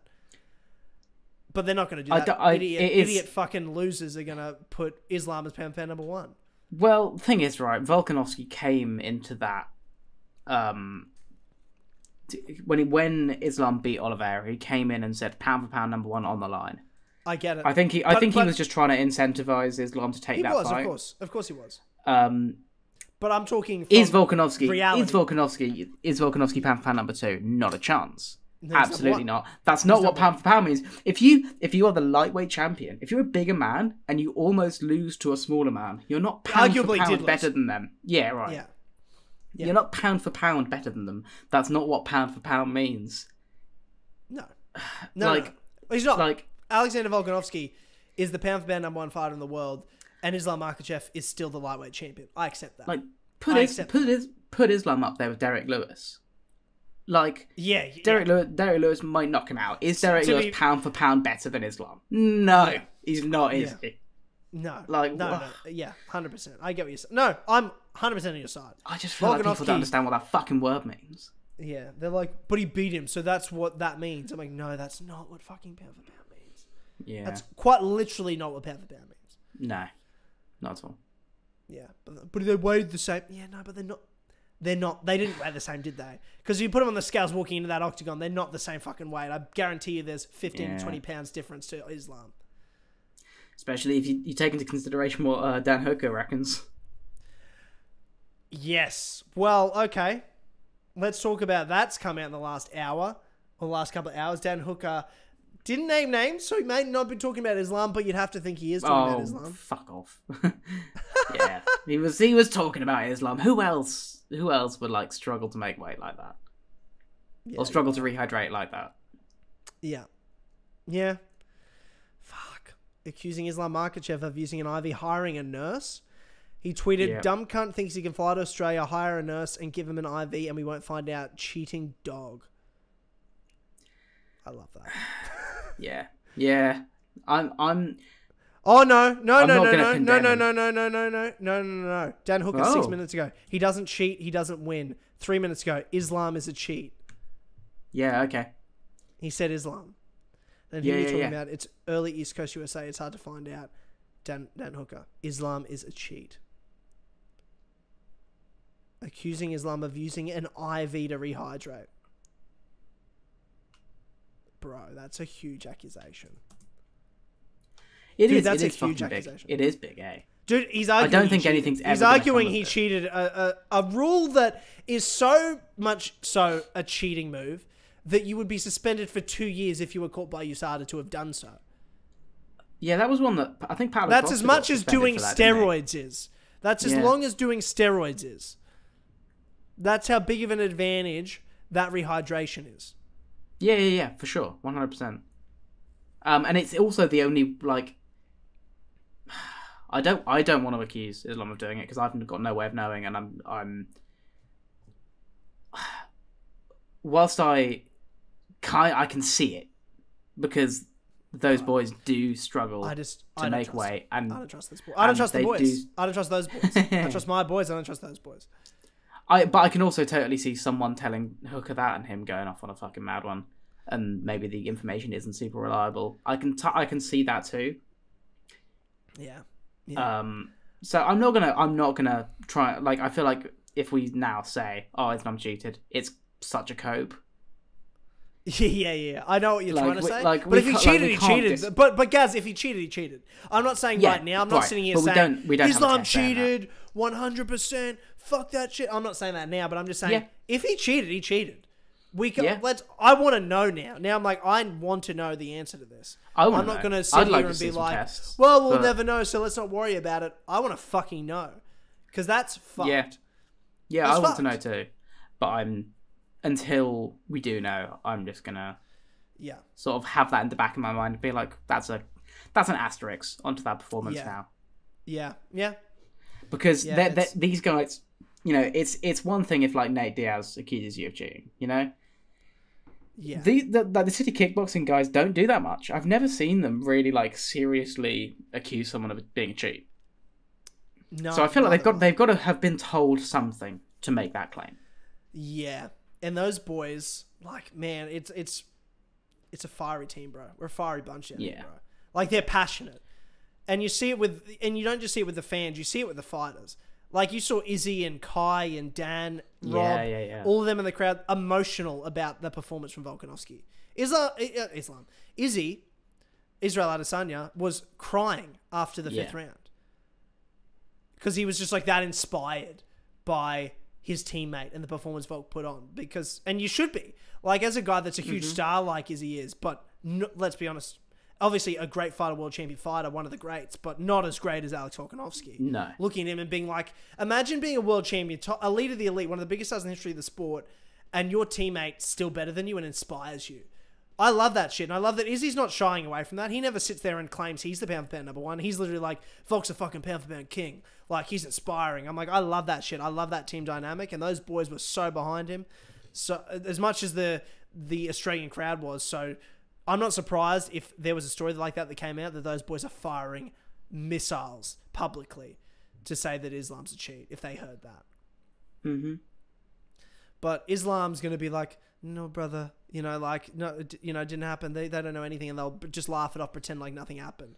As if, like, I'm like, oh, are you laughing the same way, Australians don't have wrestling? Lol. Rugby league is greater than Sambo. Rugby league is the best match in MMA. I stand by it. I think this fight proved that. I had a lot of fun. I had a lot of fun reading through those reels and people being like, "Oh, are you really saying that just because he's like a rugby player, he's gonna be a Dagestani wrestler?" And you're like, "Yes." Was I wrong? Look at me in the fucking eye and tell me rugby league isn't the base for mixed martial arts, because pound for pound, you've agreed it is. Pound for pound, you have agreed that it is, Gaz. Yeah. It's fun. I'm happy with it. It's fun. The best base for MMA is rugby fucking league. The greatest sport of all. The only other sport I love as much as MMA. Rugby fucking league. And fucking oath. I love that shit. And the fact that he did, I'm like, oh, fuck you. There was people in the comments of like our Instagram reels saying shit like, I've saved this to come back later, and laughing at you. He's going to get dominated. Didn't hear fucking peep. Didn't hear a fucking peep from him. Didn't hear a peep. Didn't hear a fucking peep. I fucking knew. I told you all. I fucking told you all Volk was going to get up. I knew. That's one thing I knew. That's one thing I was confident about. He's getting fucking up. He's not getting held down. I know he's getting taken down, but he's not getting held down. He did not. Fucking oath. Alex Volkanovski, pound for pound number one, in my opinion, still remains. 100%. Okay, next question. Rematch. No rematch. What's next? Oh, rematch isn't next. Not a chance. They've both, and I don't want a rematch next. They've both got divisions to keep. On. Man, they're both champions. They've both got divisions to keep. Oh, you want fucking Yair Rodriguez to become the featherweight champion? Because that's what'll happen. They'll just bump his belt up, and then Volk will have to fight for it again. I want Volk to keep that belt. I want Volk to continue fighting in that division. Gaz, I don't give a fuck about the featherweight belt anymore after last night. I don't care about it. Because we know he's I don't need to see Volk fight at featherweight to know he's the best featherweight. No, okay. He can come back and fight Yair for I don't care if Yair becomes undisputed. I don't think Volk does. Volk's like, whatever, I want the other one. He's like, he can go back and beat Yair. But now, what I'm sitting here saying is like, what I told you, Gaz, is if Volkanovski's not the best lightweight in the world, he's the second best. And I'm not sure which one's true yet. I don't know. The only question I have after yesterday is who the best lightweight in the world is, and I'm not convinced it is Islam Makhachev. I'm not convinced. No, neither am I. But okay, he won on the scorecards. I can swallow that, but I'm still not sure, bro. I still reckon if they fight again, it might go the other way. There's as much a chance there is. I'm not saying don't give the rematch. I'm saying don't give the rematch right now. Dude, I want to see this time next year. This time next year, let them both get a couple more defenses. Let's see Islam get tested a bit more. Let's see him fight a Fazeev. Let's see him fight a Dariush. Let's see him rematch Oliveira. Let's see people use what Volk did and see how they do. I guess that I just have watched the sport so long. We let rematches and series and rivalries slip through our fingers so easily because we assume nothing's going to happen. An injury, a freak knockout in the 5th round. You know what I mean? Like, things that shouldn't happen happening. Usman, I think, is a better fighter than Leon Edwards. I think Usman beats him 9 times out of 10. I can probably agree with that. But that's not how MMA works. At the highest level, a guy that may not be technically better can find the opening, can win a fight. You know what I mean? MMA math doesn't work straight up. There is people... That's why it's so impressive when there's clear winning, where it doesn't feel like they had a chance of losing. Like Volk against Holloway the 3rd time, where I was like, it didn't even feel like he could lose that fight. It wasn't even possible. Why is that so impressive? Because it's so rare. That Usman's never even had that performance, really. Like, other than winning the title against Tyron Woodley, that was fucking depressing for everybody. But I don't know, like, it just... I need to see the rematch, bro. And I just worry that if we let them go off, anything can happen. You're just letting anything happen. And we may never see it again. That's just what I'm worried about. That's just what I'm I worried get about that. because I think at worst, one defense each you come back. Like if Islam fights Beneil and retains, Volk fights Yair and retains, straight away I want to see that rematch. I'd be happy with that. I'd be happy with that. I'd be like, straight. What are we waiting? End of the year, do it again. What are end we of the waiting year. for? Like, Madison that's Square Garden. What are we fucking waiting solid for in me. November? What are we waiting for? Nah, come back to Australia with it. Yeah, I mean, I'd love to, but I just don't think Islam would agree to that after he No. won the fight, right? Technically, No, quote, I unquote, agree. Won the fight. You know, some people say. I don't say that. I say Volk won. In best loss in the history of the UFC, you pretty much call it a win, to be honest. So, Volk wins. Volk's technically the double champion, if depending on who you ask. That's all I'm saying. Joe Rogan thinks so. Joe Rogan does think so. No, I don't know how much I did Joe watch the Rogan's last scorecard. couple of minutes of that fight, and to be fair, that got me jacked up. You listen to it, you're like, fuck, I remember what that feeling was like when they're watching the rounds go by. I've watched a few people's reactions. They're fun, man. I love watching a good reaction. Yeah, I mean, I want my opinion, I want the rematch straight away. It's the only question I have after the fight. I don't care that much for you. I can see Yair Volk anytime. It's not going anywhere. It's not going anywhere. Even if Yair becomes undisputed, it's just not going anywhere. Whereas Volk fighting Islam is going somewhere. There's way more risk to that fight not happening again. And I think it's best case scenario is you're right. They both defend it again and then fight. That's the best case scenario. Like, if you can guarantee me that happens, then that's what I want to happen, because it makes it like there's two different divisions going on and the two champions are dominant champions and they have a rivalry with each other. That's never happened before. Yeah. Where like they're both dominating divisions, holding world championship gold, yet you're sitting there thinking, I want to see these two fight again. We don't know who the best champion is. We don't know who's better. I don't think it's answered. I don't think you can answer that decisively after that fight. No. Sure. Because maybe you think Islam did win more rounds. Maybe you think that. But at the end of the fifth round, Volk's on top of him, dominating him. Like, what do you say? Islam couldn't break him. Islam couldn't break him. Could not break him. He tried so fucking hard, could not break him for the life of him. Mm-hmm. Yeah. We have talked I about don't this know. fight for an hour and a half. It is just that dude. good of a fight. You're talking about one of the greatest fights of all time. Yeah. Yeah. Bro, I'm jacked up. I'm absolutely jacked up on this fight. I'm excited. It feels weird that they're just gonna. That is the one thing I'll say. It does feel weird that they're not gonna, be in the same division again. And they probably Volkanovski will go up again. I think, but maybe just for the fun. Maybe I'm being too much of a fucking stick in the mud. Yair wants to fight in September. Volk wants to fight in May, June.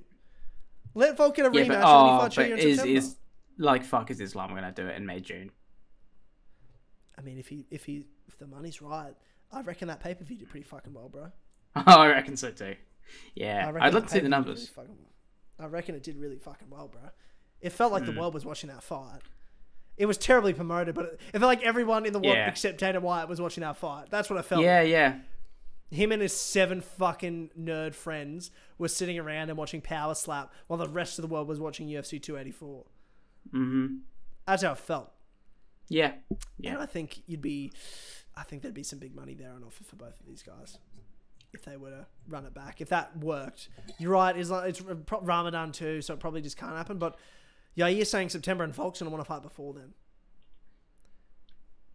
which means Yair will fight before then. To be fair, because if Islam can't fight, maybe Volk fights Yair probably in Vegas or something. But I mean, you'd want to have. I mean, Volk would go to Mexico. And high altitude, bro. Right, because this is... You think high altitude Volk's still not going to be the Terminator? You think Yair's and tell you what, the 2 times that we've seen high altitude Yair, it's not been fun. He's gassed both times. Let's see high altitude Yair, because I bet you high altitude Volk's better than high altitude Yair. I fucking bet my life on that shit. I bet my life. But also, you've got 2 Mexican champions now. You've got Henry Cejudo maybe coming back. Fuck knows what's going on. Okay, let me ask you a question. Brian Ortega's got some fucking Mexican, Mexico City. Yep. Brendan Moreno defends the flyweight title. He's an undisputed champion. He's the Mexican guy. Yep. Yair Rodriguez, Volkanovski. Yep. main event. Is that what you think? Yeah. And the main event has to be Volk and It feels like a huge. It feels like it's a unification fight. It's a heavier weight class, and Volkanovski is the pound #1, one of the biggest stars in the sport. So, like, it felt like Volk was a star now. You know what I mean? It feels like Volkanovski's a fucking worldwide star now. This was the first time I felt like I think the world gets more excited for Volkanovski fights than they do Adesanya fights now, for sure. Agreed. That felt like he carried that shit. It felt big. He promoted the fucking shit out of that. Yeah. And the world was watching. It was really good. Amazing fight. The Aussie crowd, so proud of them. Unbelievable. Just absolutely showed up for all the fighters throughout the card, dude. Dude, from the first prelim, that place was more than half full. Did you see the earliest prelims? No, I didn't. I wasn't around for those. I watched every fight on this card from the earliest prelims. That crowd was almost full from the first fight.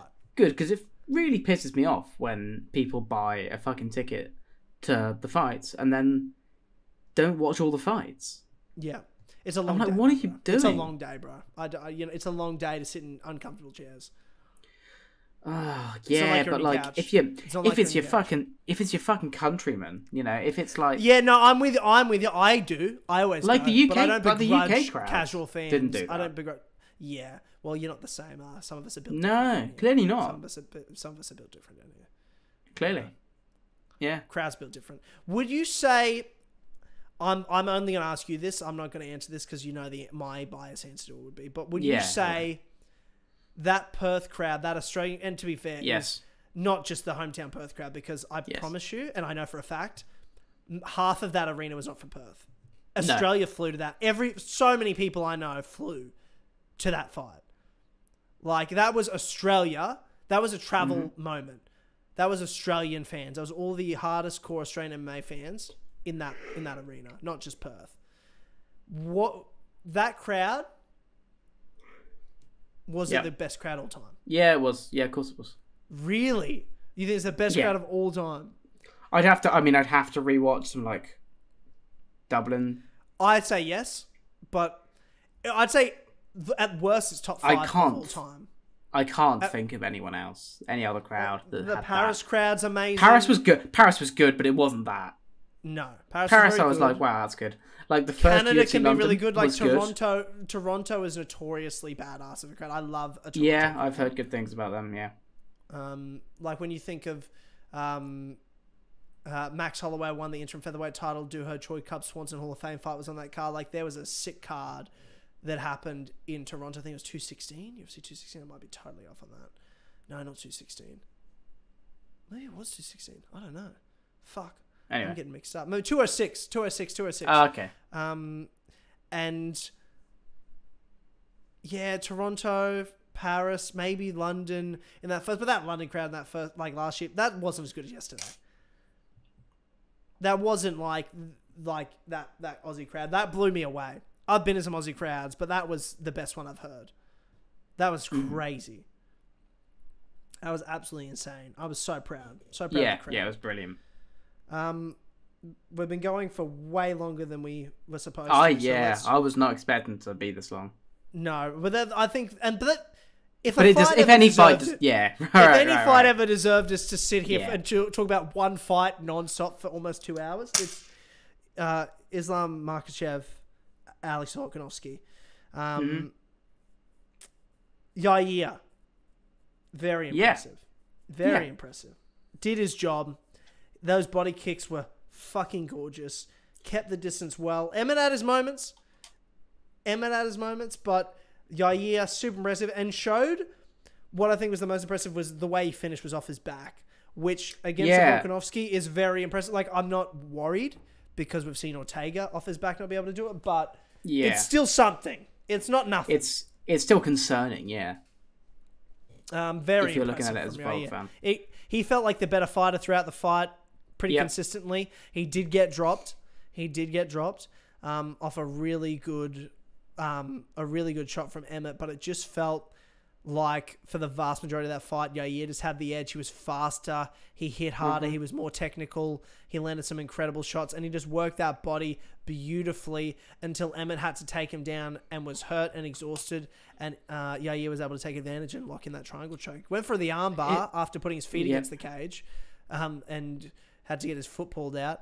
But then he went straight for the triangle off Emmett pulling him off and locked that thing in tight. Did really well because as soon as he got the leg over his shoulder, rather than trying to lock in his the triangle straight away, he focused straight away on throwing punches at Emmett so that Emmett's head went back further into the sort of behind the knee of Yair. Right. And it also made Emmett need to block the shots and throw back rather than worry about pulling the legs out.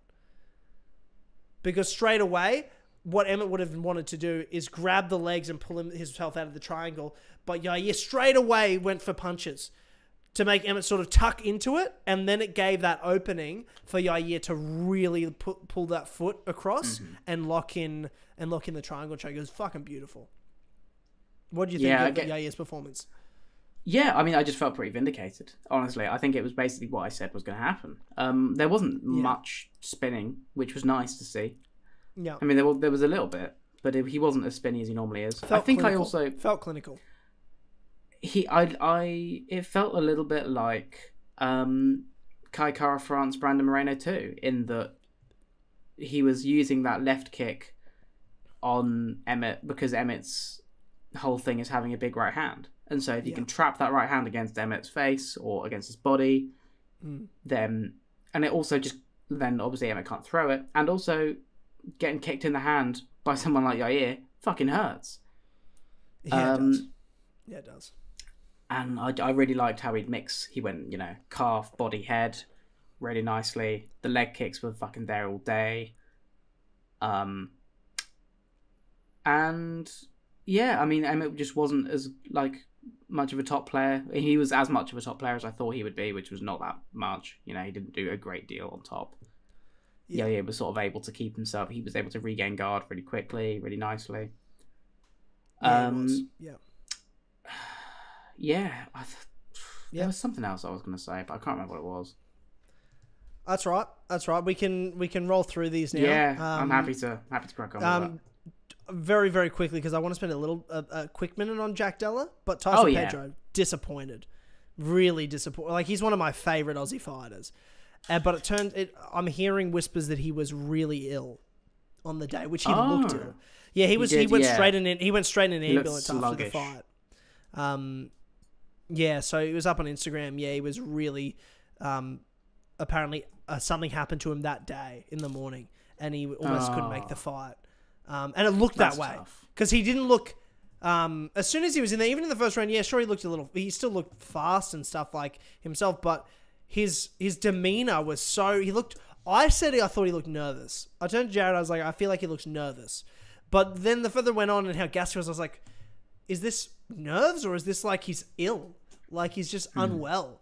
And then by the end, I was like, he just didn't look like he wanted to be there. And I didn't know whether that was a mental thing or a sickness thing. And apparently he was sick and he was straight to the hospital after the fight. So I don't know. Okay. I don't know. That follows. Yeah, that follows. Jack Della Maddalena. Fuck me. Now, can I just say to you, Gaz, that did I not say if Jack Della Maddalena is as good as we think he is, this will be easy. It look easy. Yep. He made it look easy. And I know that you were right as well in terms of Randy was able to show some openings to Jack. But Jack shut that down so fast that Randy couldn't take advantage of any of it. Where he's like, he just stayed patient with it. He's like, yeah, sure, you landed a front kick and you were starting to get a rhythm, but it only was a matter of time before I got in on you. And the first time he got in on him, he landed. And he landed fucking hard. So the thing for me was Randy came out pressuring, which I don't think Jack was necessarily expecting. Jack is normally the hammer at every time. He will go at you and just keep fucking hitting you and overwhelm you with strikes in different areas. And Randy coming at Jack for the first couple minutes, I think, made him a little bit sort of nervous. And maybe not nervous, but it took him out of his usual fight. You know, he was fighting a fight that he's not necessarily comfortable with. But he like once he started cutting the cage on him, he started figuring it out. Got him to the cage, finished him on the cage, which is exactly what you said would happen. So, yeah, and that's. Yeah. I felt very vindicated in that moment. I was still nervous because I still thought maybe it would be like a second round. I was sort of like maybe a second round, but I was like, if he really is as good as everyone's pumping him up to be, he should make this look easy. And Randy's not a slouch, bro. Randy's not a slouch at all. But he should he needs to. And he delivered. He did his fucking job as the featured bout, as the hometown guy, dude, he's a star now. Because to be on that card, he should not have been the featured bout. Rob and Costa was supposed to be. He was supposed to be a prelim. He got put in that position, and it was a big ask for a guy only a year into his UFC career, and a young man at that, 4th UFC fight, and he finished that in the first round the way that he did.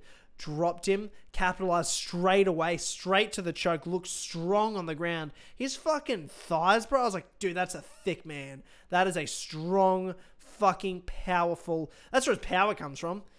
Like, his fucking glutes, his fucking thighs there. Like, I'm like, that's fucking tree trunks he's got on him. And you just saw him put those hip flex in when he had that choke and really put the squeeze on. Randy tapped straight away. It was beautiful. And Jack was like, and I'm thinking, man, that's a guy that's built different to be able to swallow that pressure and do that in your hometown. And he swallowed that shit, and he did that. And when Bisping asked him, did you ever see that coming? He's like, I did. I fucking did. Like, yeah, he could do that. I loved that. What a great post-fight interview. He's a star, man. He's a star now. Yeah, I think so. I think the world is going to be. I think that's what because his other fighters have all been Apex, right? Oh no, he had one on a prelim or an early prelim. His debut was on the Dagestani guy. Sorry, it's not his debut. His second fight was on that Singapore card. Yeah, right. And that was the Yair. Glover card on the prelims, and that was against the Dagestani wrestler, and he passed that with flying fucking colours. Yeah. Well, you want to talk about guys that can beat Dagestani wrestling? There's a common denominator here, and it's fucking rugby. It's fucking rugby, and it's Australians. Not that Jack Dell is a rugby league player, but he's a traditional rugby union player background. So I'm just saying rugby, and it's being Australian just in general. I mean, you know, that's really the best base for mixed martial arts. And I think Jack Dell Maddalena is proving that here and now. But yeah, that's a big moment. What was his debut? His debut was in a crowd, wasn't it? Or was that Apex as well? I think it was Apex. Yeah, maybe it was. Hold on, let's have a look. I felt like it was in a crowd. I felt like it was the Rob Izzy card for some reason. Let's have a look. I felt like... Yeah, maybe I'm totally off on that. It was Ngannou versus Garn. Also, it was a crowd. Yeah, I felt like there was a crowd there. I felt like his only Apex fight was that third fight at the end of last year. But this was still... He needed eyes on him, and this gave him eyes, I think. Oh, yeah. Well, I mean, he was on the main card for the first time. Yeah. And he was featured bout of a pay-per-view, a huge pay-per-view. And it was the first time even on a main card. Like, that's crazy. Crazy. Yeah, huge showing, huge performance. I want Luque next. One, because I want Luque the best next matchup. I think Vicente Luque is the fight. I think it's the most... I think he's clearly as good as we think he is. So I think he's top tier. But I think Luque is a great first step into that top tier. Yeah, I agree. What's he ranked at now? Luque, isn't he like 10, 9 or 10? He's 9. Fuck, that's a big jump. I think he can beat Luque, bro. I think he can beat Luque. But I'm also... In fact, I would be picking Jack if that fight's on now. I think Jack would be the favourite. I think Jack would be the favourite in that fight. I don't think he finishes in the first round, but I think he'd finish him in the second. Yeah, I can see third. I think he'd hurt him in the first. I think he would hurt him in the first, and he would set himself up, and then I think he'd put him away in the second. And I think he'd probably hit a few times, and there'd be a few shots you'd be like, oh shit. But I don't think it would be super close. I think Jack would beat Luque. I think he'd beat him convincingly too. Not this convincingly, but it would be convincingly. Yeah, I mean, who else you got? You got the Leech, which is a banging fight as well. Great fight. Harder fight than Luke for Jack, but agreed. still winnable. Still You've got definitely winnable. Chiesa, number 12. Yeah, Chiesa. I mean, Jack beats Chiesa. I think Jack so beats too. Chiesa. Yeah. Magny's always a fucking weird one. Number Jack 13. beats Magny. Jack beats Magny as well. Yeah, maybe. I think so, but Michelle Pereira, who I think has just had an opponent fall out, and Jack did fucking no damage. So yeah, Jack could come in to that fight. Jack could beat him too. Jack could beat him too. Yeah. Who's up? Who's further up? Well, number 11's Masvidal, but he's booked. Yeah, and, no, who cares about that? yeah. Whatever. Just whatever. Nothing. Would never take the fight. Jeff Neal. Good fight. That's a very good fight. Yeah. It's a tough fight. Jeff Neal. Sean Brady. Jack beat Sean Brady. Yeah, I don't know enough about Brady, but like obviously a better boxer. Can I make a call here? I'm not calling Usman or Leon or Colby just yet. Good. Not even Khamzat or Gilbert Burns. Like I'm not quite that's there good. yet, right? So let's say those 5, right? Let's say those 5. I'm not sure. He might, but I'm not sure. I'll tell you who I do think he beats. I think he beats Bilal Muhammad. Yeah. I think he'd beat Bilal. If they fought tomorrow, I think Jack Della wins that fight. Could do. I think he has better hands than Bilal, and I don't think he's getting taken down. I want to see someone try and wrestle him more. Because I know we've seen him versus that one night fight, but it was 1 round. I think you're going to see some serious Australian takedown defense. I suspect, based on his build and how strong he seems and the way he fights and what we saw against the Dagestani, I feel like Jack Della's another Rob Whittaker, Volkanovski, can't be taken down Australian wrestling guy. Well, Volkanovski's only been that guy, like 2 days ago. I disagree. He's always gotten up from everything. He's never been held down, bro. Just because he's never been held down. Never been held down. So he was taken Whereas down Rob by Whittaker just Islam. doesn't get. It's different takedown defense, but you're talking about guys that can't get out wrestled. Volk's never been out wrestled. Yeah, ever. sure. I'll agree with that. I don't think Jack's getting out wrestled by Bilal Muhammad. I just don't think he would. I think Jack would piece him the fuck up. I think it would be bad. I don't think it'd be close. I actually think that's a terrible matchup for Bilal. Maybe. I don't know enough about Bilal. I think it's a bad matchup for wrestlers that think they can strike, like Sean Brady and Bilal Muhammad. Maybe. Yeah. That's what I think. I think it's a terrible matchup for wrestlers that think they can strike. Terrible matchup. But then you're talking about like Jack against a Leon. Very good. That's a wow. Like I know this is crazy to jump to this already, but I said before I rate him this highly, and I said if he's as good as I think he is, he'd make it look easy. He made it look easy. So therefore, I'm still in the train that he's as good as I think he is, and I think he could be a future world champion. I think he can be a future world champion. I think put him in with Leon now. I think Leon wins. Sure. Tomorrow, next week, yeah. Yeah, I think Leon's just got the experience. He's seen more. But he's fighting for the title in the next 2 years. Yes. I think 2 years from now, he's fought for the title, if not the champion. Yeah, I thought it was interesting. Bisping said the same, basically. He was like... I think he said... Jack said something about this time next year. And... Yeah. I mean, let's say he has 2 more like, fights this year. Let's say he beats event. the top... let's say he beats Vicente Luque. Let's say he fights Luque. That's number 9. Okay, he's in the top 10. Then at the end of the year, he has another fight, and it's against 5, 6, 7. All of a sudden, he's in the top 5, and it's the start of this year. Yeah. You're arguing title shot. Worst case, number 1 contender main event fight. Would be cool to see him versus Wonderboy, to be honest, because that's a fight Wonderboy might take as a striker. Yeah, that's interesting. Yeah, and that's... I'm not sure how I feel about that fight. No, I don't know how I feel about it either.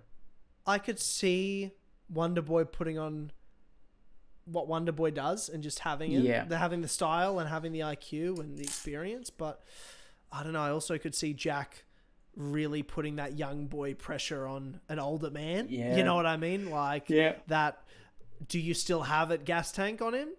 That do you still have it pressure? I don't know.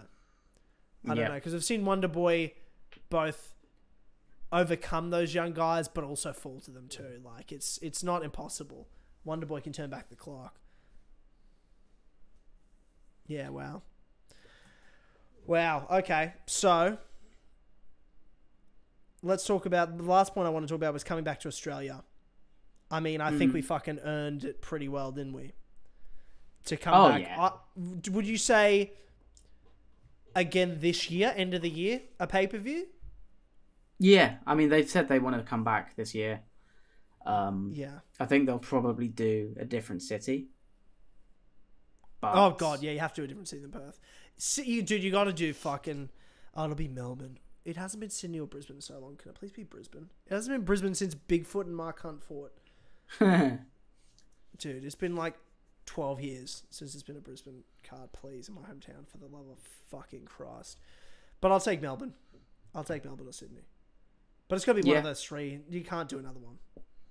Ugh, yeah, I think they come back. I think they give Volk a fight end of the year. I think they maybe do Whittaker versus middleweight champion. Yeah. If Whittaker convincingly beats Khamzat, which he will. Oh God. Well, that's not even that much of a fight. No, I don't think it is. I think he fucking absolutely bodies Khamzat. I think he absolutely bodies Khamzat. I'm not convinced that fight's going to happen. Yeah. No, neither am I. But I'm just saying, if it does happen, I think Whittaker wins. Body him. I don't. Yeah, the fact that Gilbert Burns, who is like really a big lightweight, more than a welterweight. Yeah, and not as good a striker as Rob Whittaker. No, not close. And why did Khamzat have to strike with him? Because you're going to take him down. You think you're taking down Robert Whittaker?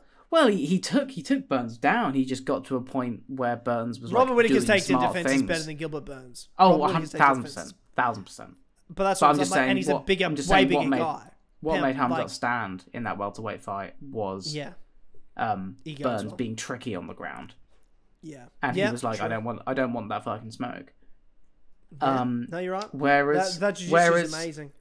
Whereas Rob Whittaker, you've seen Romero's gone for him and taken him down, and he's popped back up like a fucking spring. You know, I don't see Khamzat doing it. There's not a world Khamzat takes him down. Khamzat better stay at fucking welterweight, because if he fights Robert Whittaker, he's gonna die. I don't think that's close, bro. No, I think if Khamzat fought Izzy, I'd be like, oh, that's a closer fight for Khamzat. Khamzat's worst matchup that's possible in the UFC is Robert fucking Whittaker.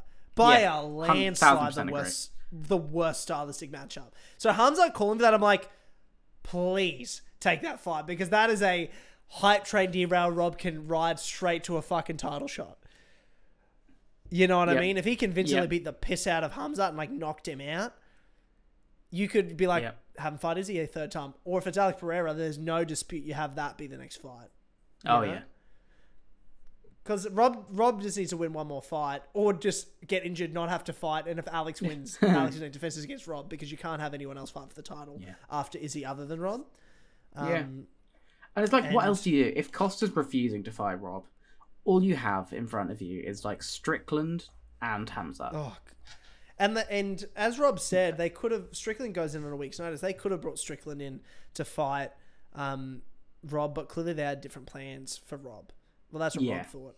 But Rob also thought it might be for negotiation tactics for the Alex rematch to keep Rob free. Whereas if Rob was booked, they'd be like, well, what else are you going to do for the middleweight title? And they'd be like, well, we've got Rob there, so you better fucking sign. Not that I think they needed to have even brought that up, but I think they liked having it in the back pocket in case. Yeah. But now they've got to book Rob for something, and he's beaten everyone else in the division bar Costa, and Costa doesn't want to fight him. So what do you do? What do you do? Yeah. Strickland's what? No. Yeah, look, it's not a fight. It's not a fight. It's not a fight. It's not close. It's not close. There's those fights that you're like, I know what's going to happen. There's not a universe Strickland beats him. You think Strickland's going to knock him out? Levels apart. There's. I don't like to use levels as a term. Yeah. But there's levels to this game. They are levels apart. Yeah. 100%. 100%. Whereas it's Rob, Izzy, and Alex at that top. Because I think Rob fights Alex. I think I lean towards Rob winning that, but Alex is still a threat. But the other question is, if Alex beats Izzy in the rematch, and then Alex leaves the division and goes up, and Rob never got to fight him, I'll be pissed. I'd be fucking pissed. Yeah. Anyway. Okay, so next, I guess to end this, what do you've had time to think about it? Are you leaning towards rematch straight away? What's next? Or no, I'm still leaning towards defend a couple times. But I would be overjoyed if they did the rematch, because it just takes that out of my hands, and I'm like, cool, I can just be excited for this now. Yeah, fuck the other divisions, whatever. But I am like, really, they have a responsibility to their divisions. Yeah, they do. Sorry, they are the champions. They do have a responsibility to their divisions to keep fighting. Well, give it up. I don't even care about that featherweight belt anymore. It doesn't matter. No, sure, but like the other featherweights do, and I think Volk's the type of guy. Let him have it. Let him fight over a fake belt. I don't care. I don't care. You know, and Volk can come back whenever he wants. I definitely like. I'm the most exciting thing you can do with Volkanovski is put him in with either another lightweight or Islam. Really Islam, but then another lightweight. No. I mean, if you said he's going to fight Dustin next, I'm like, what the fuck? Why? No, fight Yair.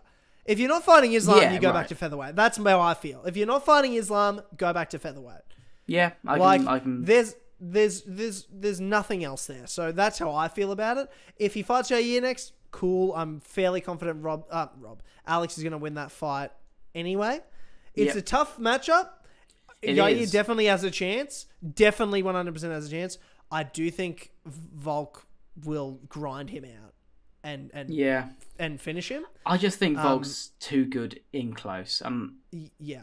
I think I overrated. And he'll train that was what I was going to say. That was what I forgot I was going to say during the fucking when we were talking about Yair Emmett. I think I really overrated Yair's hands in his fights versus Ortega and Max. I think they're both very hittable, and that made Yair look like a better boxer than he is. He looked pretty flappy at times, I thought, during that. Yeah, during that. It's his kick. Well, it's Yair's kicks that are the X factor for him.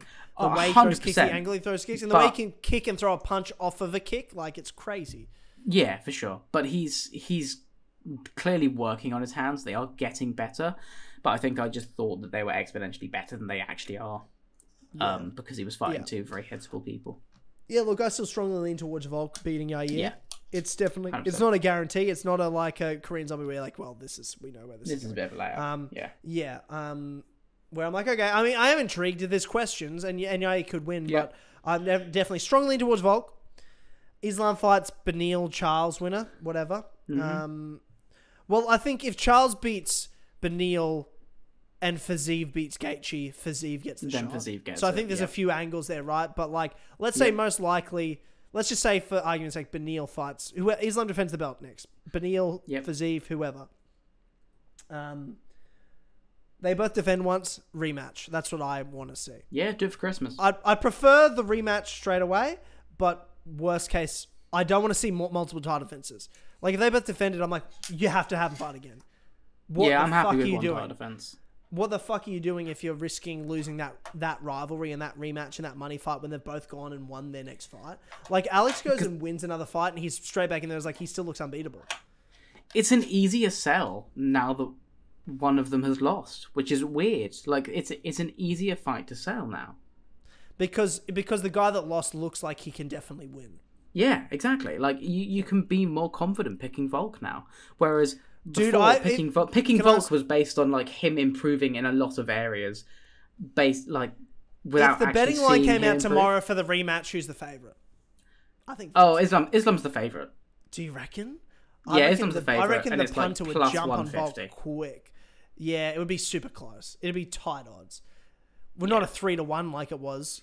No, that was ridiculous. And I was like, this is fucking ridiculous. Such disrespect to Volkanovski. Not anymore. No one's going to be disrespecting Volkanovski anymore. I'll tell you that. No. I'll tell you that right now. No, it's close odds now. I think Islam's still the favourite. But I think that it's still close. Yeah. You're right. Okay. That's it. 2.5 fucking hours of breaking this down. Oh my God. Thank you so much, everyone, for tuning in, for listening to this episode, for supporting us on the launch of Switching Stances on YouTube, on podcast services, Instagram, Twitter. We appreciate the fuck out of all of you. We had a really fun launch. Great content out there. We want to build this MMA community. So just thank you for the support and thank you for watching and tuning in and giving a listen. And be sure to like, give us a review, leave a comment on YouTube for the algorithm. And yeah, anything else you wanted to throw in there, Gaz? Now, when are we going to be back? Because I assume we're not doing something for Andrade versus... Definitely not. Shout out to Blanchfield. That fun short notice. Yeah, she I'm should very be cool fighting of her. Whaley for the belt, but whatever. I also assume I'd we're not say- going to talk about Krylov Span. So Well, are I we say back for John Jones? we'll be back for Cyril Gane, John Jones preview. Yeah. will be the next okay, one. cool. Give it a So month. 3 weeks. 3 weeks, yeah.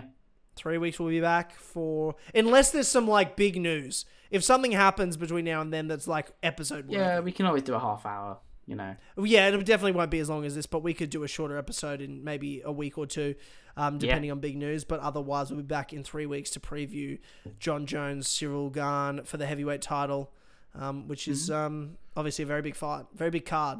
Some good fights in that card. Yeah. All right, awesome. See you all then. Thanks for tuning in. We'll see you next time. Goodbye. Bye.